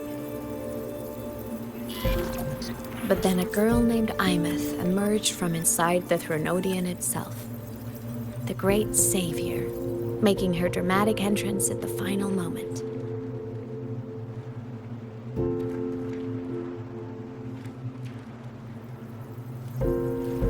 The Exostrider watched her touch its great sword, the one pinning the Threnodian. Their resonance sent a surge of power back into the reactor drive. It turned the massive blade, forcing the Threnodian back through the Strider Gate and driving a seal over it. But the human girl who had resonated with the Exostrider, she was dragged through the Strider Gate with the Threnodian, vanishing from Solaris forever. Aemeath was the key? She helped the Exostrider seal the Threnodian? I was shocked at first, but the moment I stepped into void space, it all made sense.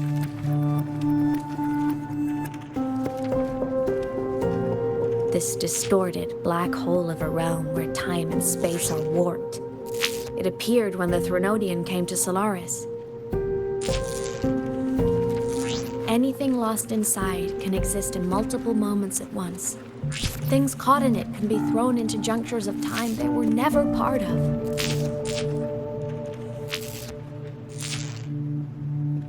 And I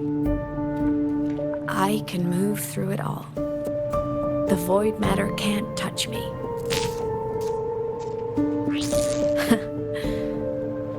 Do you have any idea what this means? Aemeath, where is this going?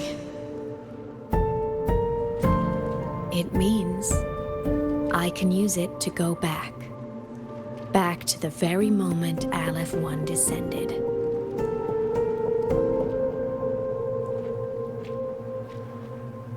Time, cause, effect. A perfect closed loop. But my meeting with her all those years ago, that wasn't the cause. It was the effect. Only by resonating with the Exostrider and dying as a synchronist all those years ago could I later become the Exostrider's true resonator as a digital ghost. And only in this form could I cross void space, return to the past, and power the Exostrider to save Lahai-Roi.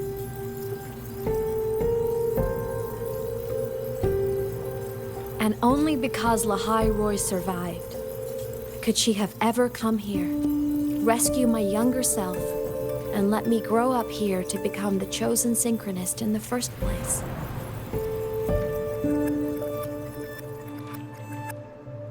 No, I have to get Sigilum to move. I need to stop.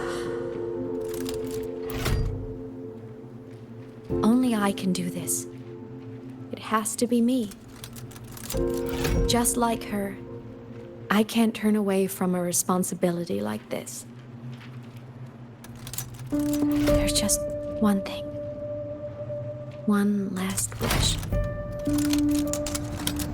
Just one more time. I want to.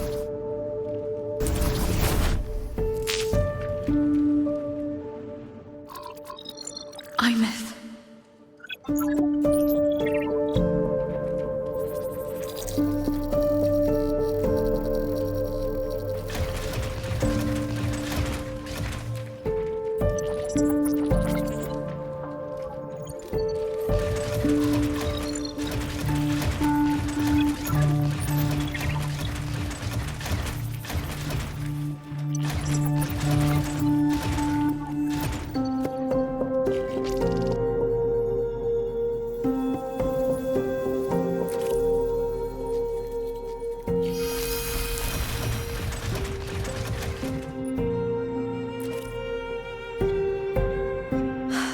For over 10 years now, I've tried the same thing.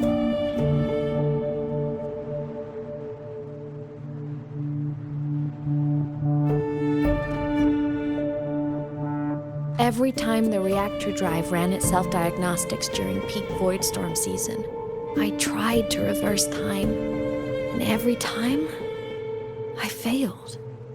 I just wasn't strong enough. But now, further along the timeline, the edges of void space are beginning to collapse. I don't know why the Threnodian is changing, but I know there won't be another chance.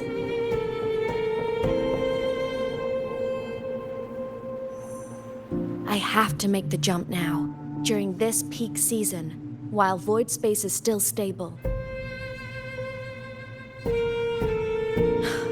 I'm not that child who needed protecting anymore.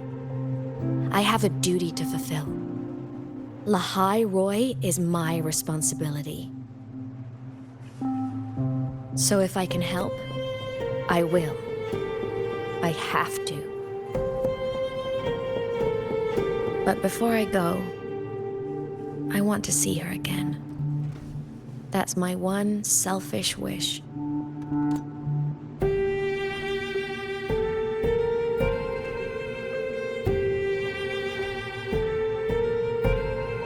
I want to talk to her, to know how she's really been. I want to spend a little more time with my family. I was always afraid that when she finally discovered the truth about herself, she'd feel so alone.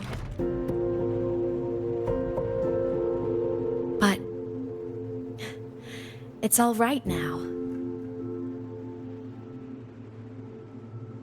She told me about her journey after losing her memories.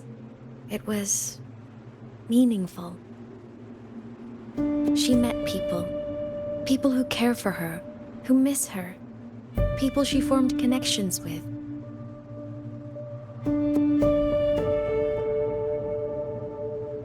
So even knowing the truth about her homeland now, she won't be alone. She has a reason to keep living. That's enough for me. Now I can finally let go.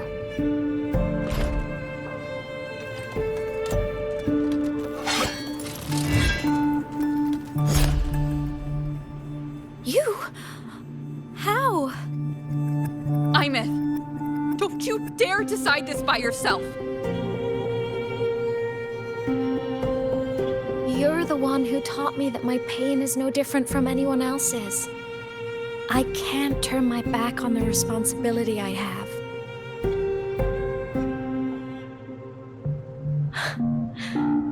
Forgive me.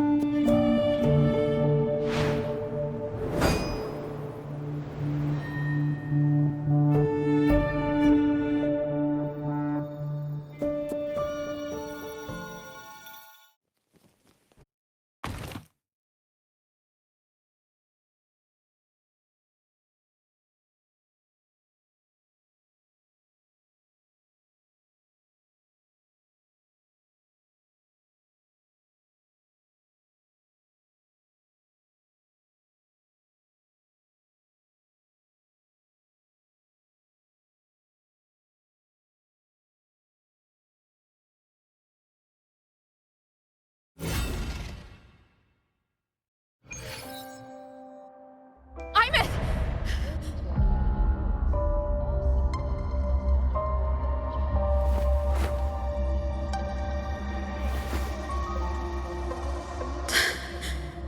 She's gone.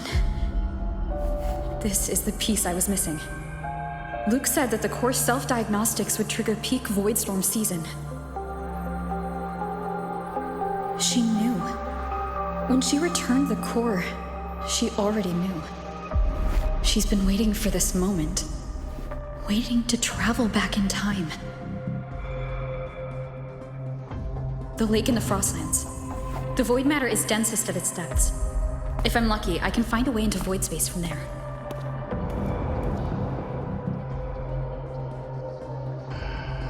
I can still catch up to her. I have to move now.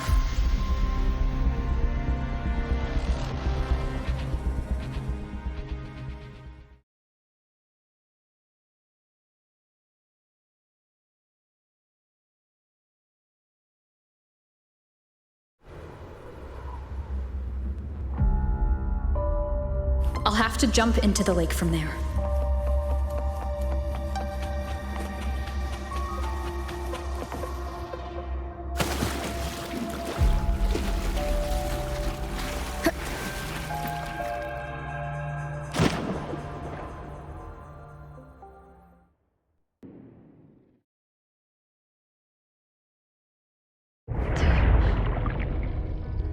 Don't go.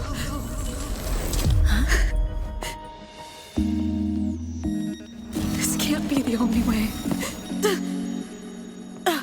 It is. The void matter can't hurt me.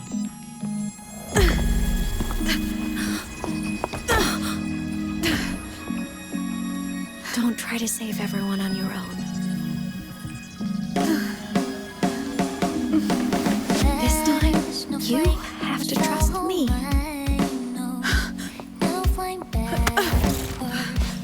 No! If you do this, there's no coming back! The Strider Gate will shut you out forever! This is the only way. The loop will close. And Lahai-Roi will survive. And we will find each other in the Frostlands. To the very edge of the starry ocean, even if our wings to fall apart, I will be sad. You are for all time. Above all, yeah. May your path be clear. May it get where dreams are all crystallized. With critical little smile, you won't be alone in this world you've chosen as your own. Don't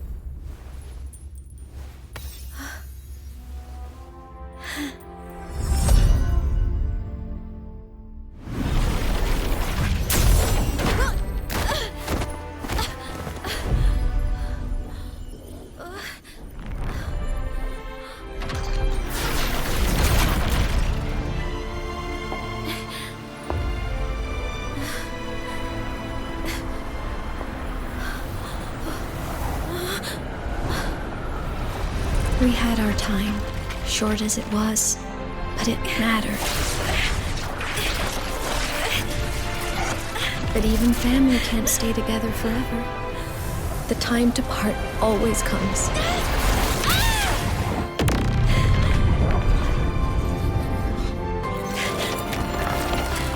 I've long come to terms with this responsibility.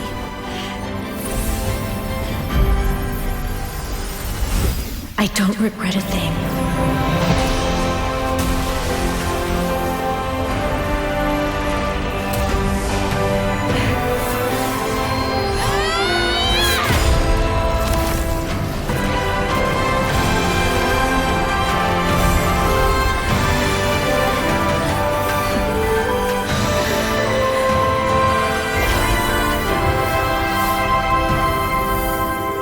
But still.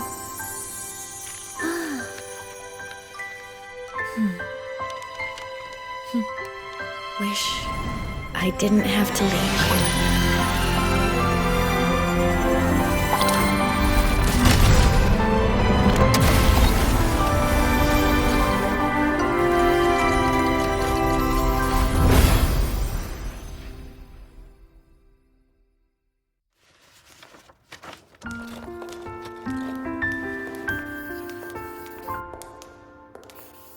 So, what kind of person do you want me to be when I grow up?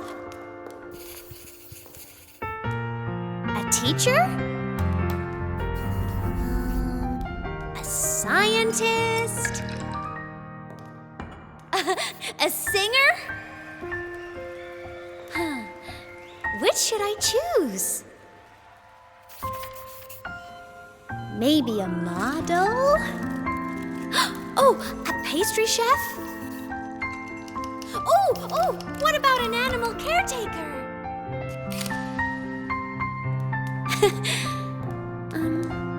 What would make you proud? Aemeath. My only wish for you is that you live a happy life. I see. And you? What's your wish for me? I wish that in your long, long life, you never forget how to feel the sorrow and the joy. Oh, getting to share this final journey with you?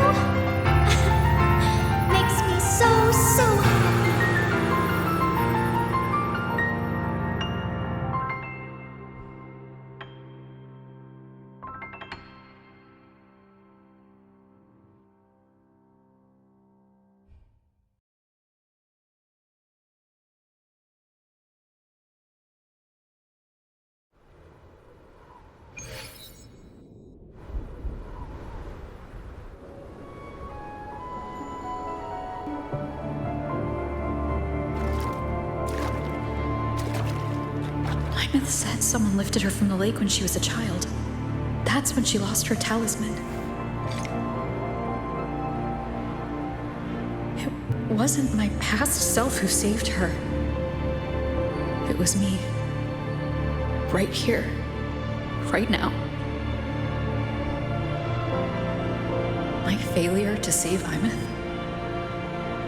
Has it already become part of Lahai-Roi's chain of cause and effect?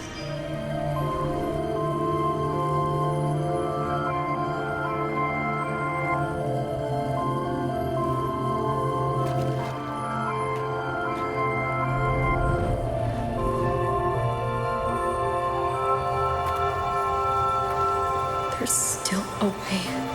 I can't give up here.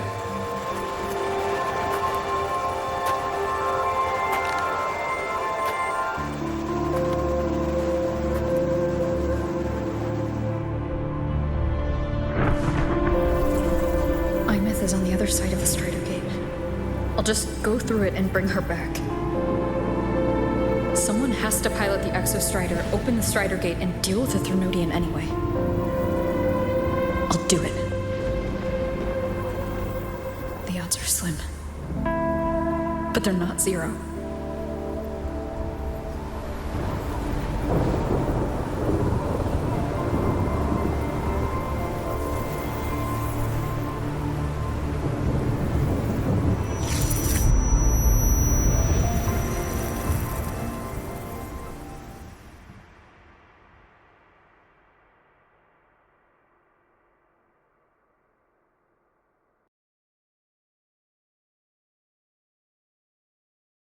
You've got the mind-bending herder.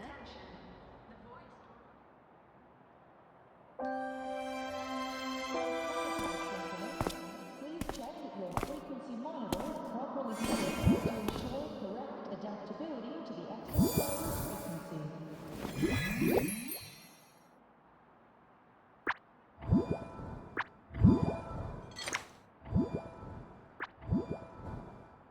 It touched the talisman, then ran away.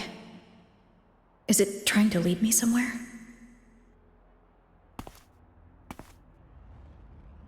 That direction. It's the Synchronlink training grounds. What's wrong? The simulation pod won't open? Seems so. It bugged out with an emergency error and just locked down. Maintenance is on the way. But it's showing it's occupied. Class just started. No one could have gotten in yet.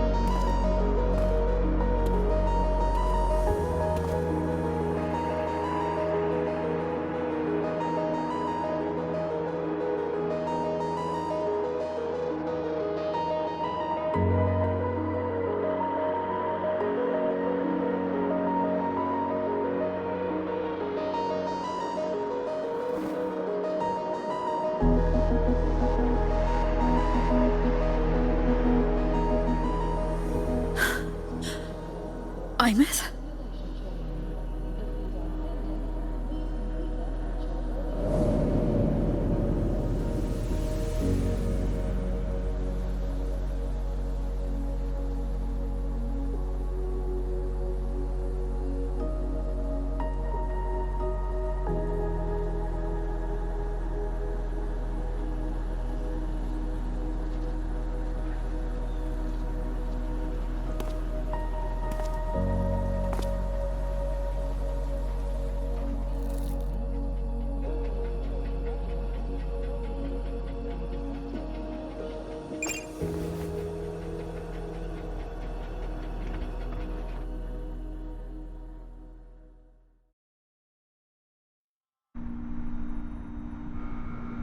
Void storm hazard level at transit stop low.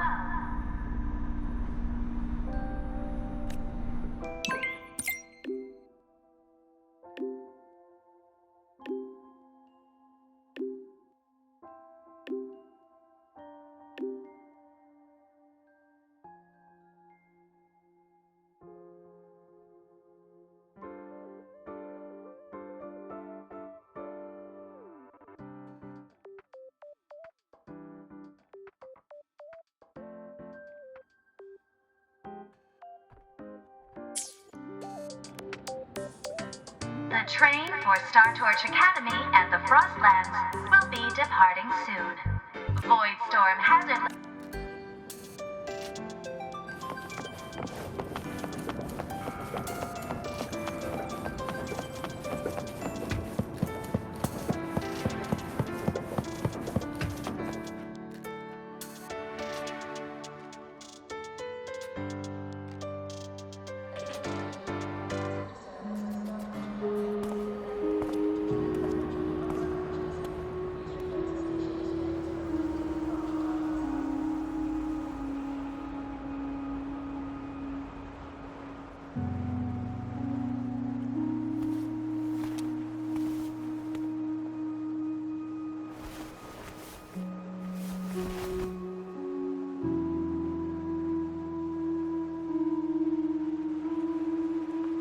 This is her paper plane.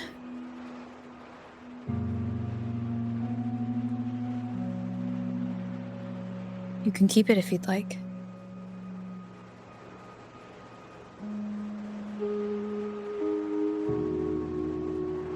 I know you're not Aemeath. You're only a piece of what she left behind, kept alive by this talisman. But if you exist, it means she's still alive too, doesn't it? Otherwise, the Solaskin couldn't have brought you back.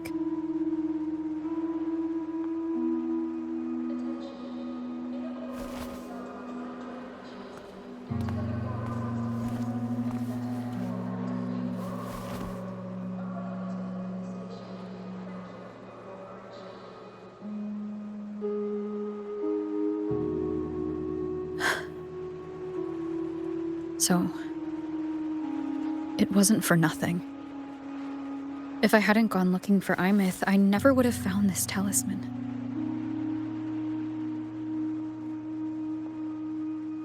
And you wouldn't be here at all.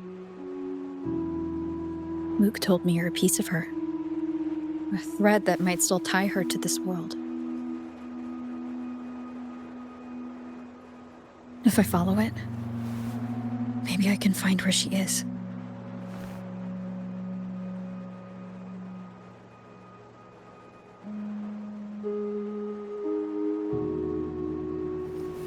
He might have only said that to comfort me. No one has ever seen what's beyond the Strider Gate. It's all just guesswork. How long has it been for her since she was pulled into that chaos? Is she still alive? And if she is, how much longer can she hold on?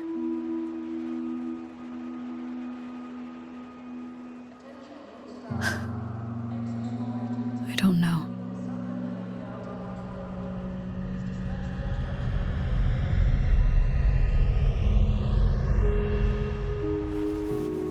But I will hold on to hope. Because the world she saved is so full of it. So peaceful.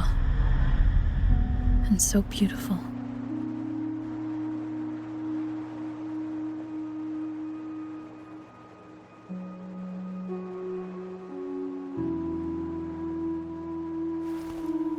It's strange, seeing Aemeath so quiet like this.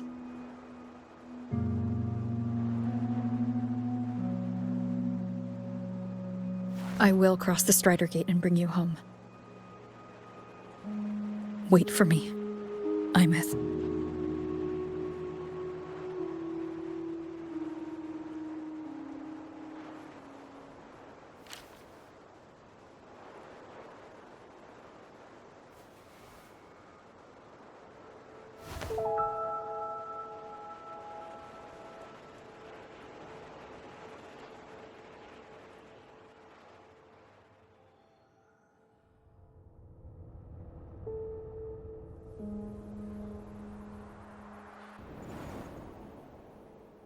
Don't be sad.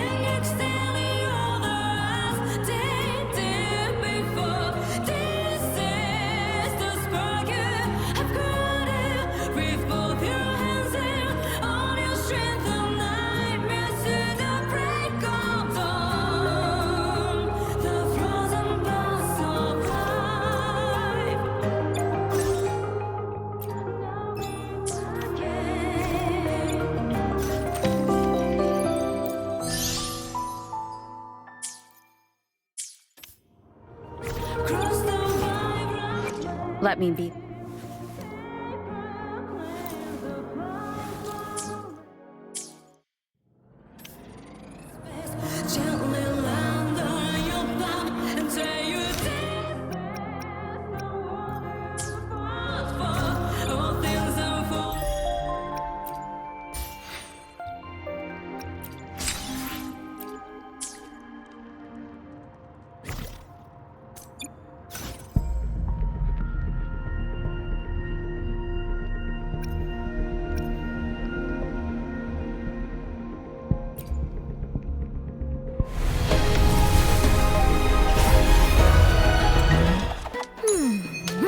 Boss, what matter do you seek answers for today?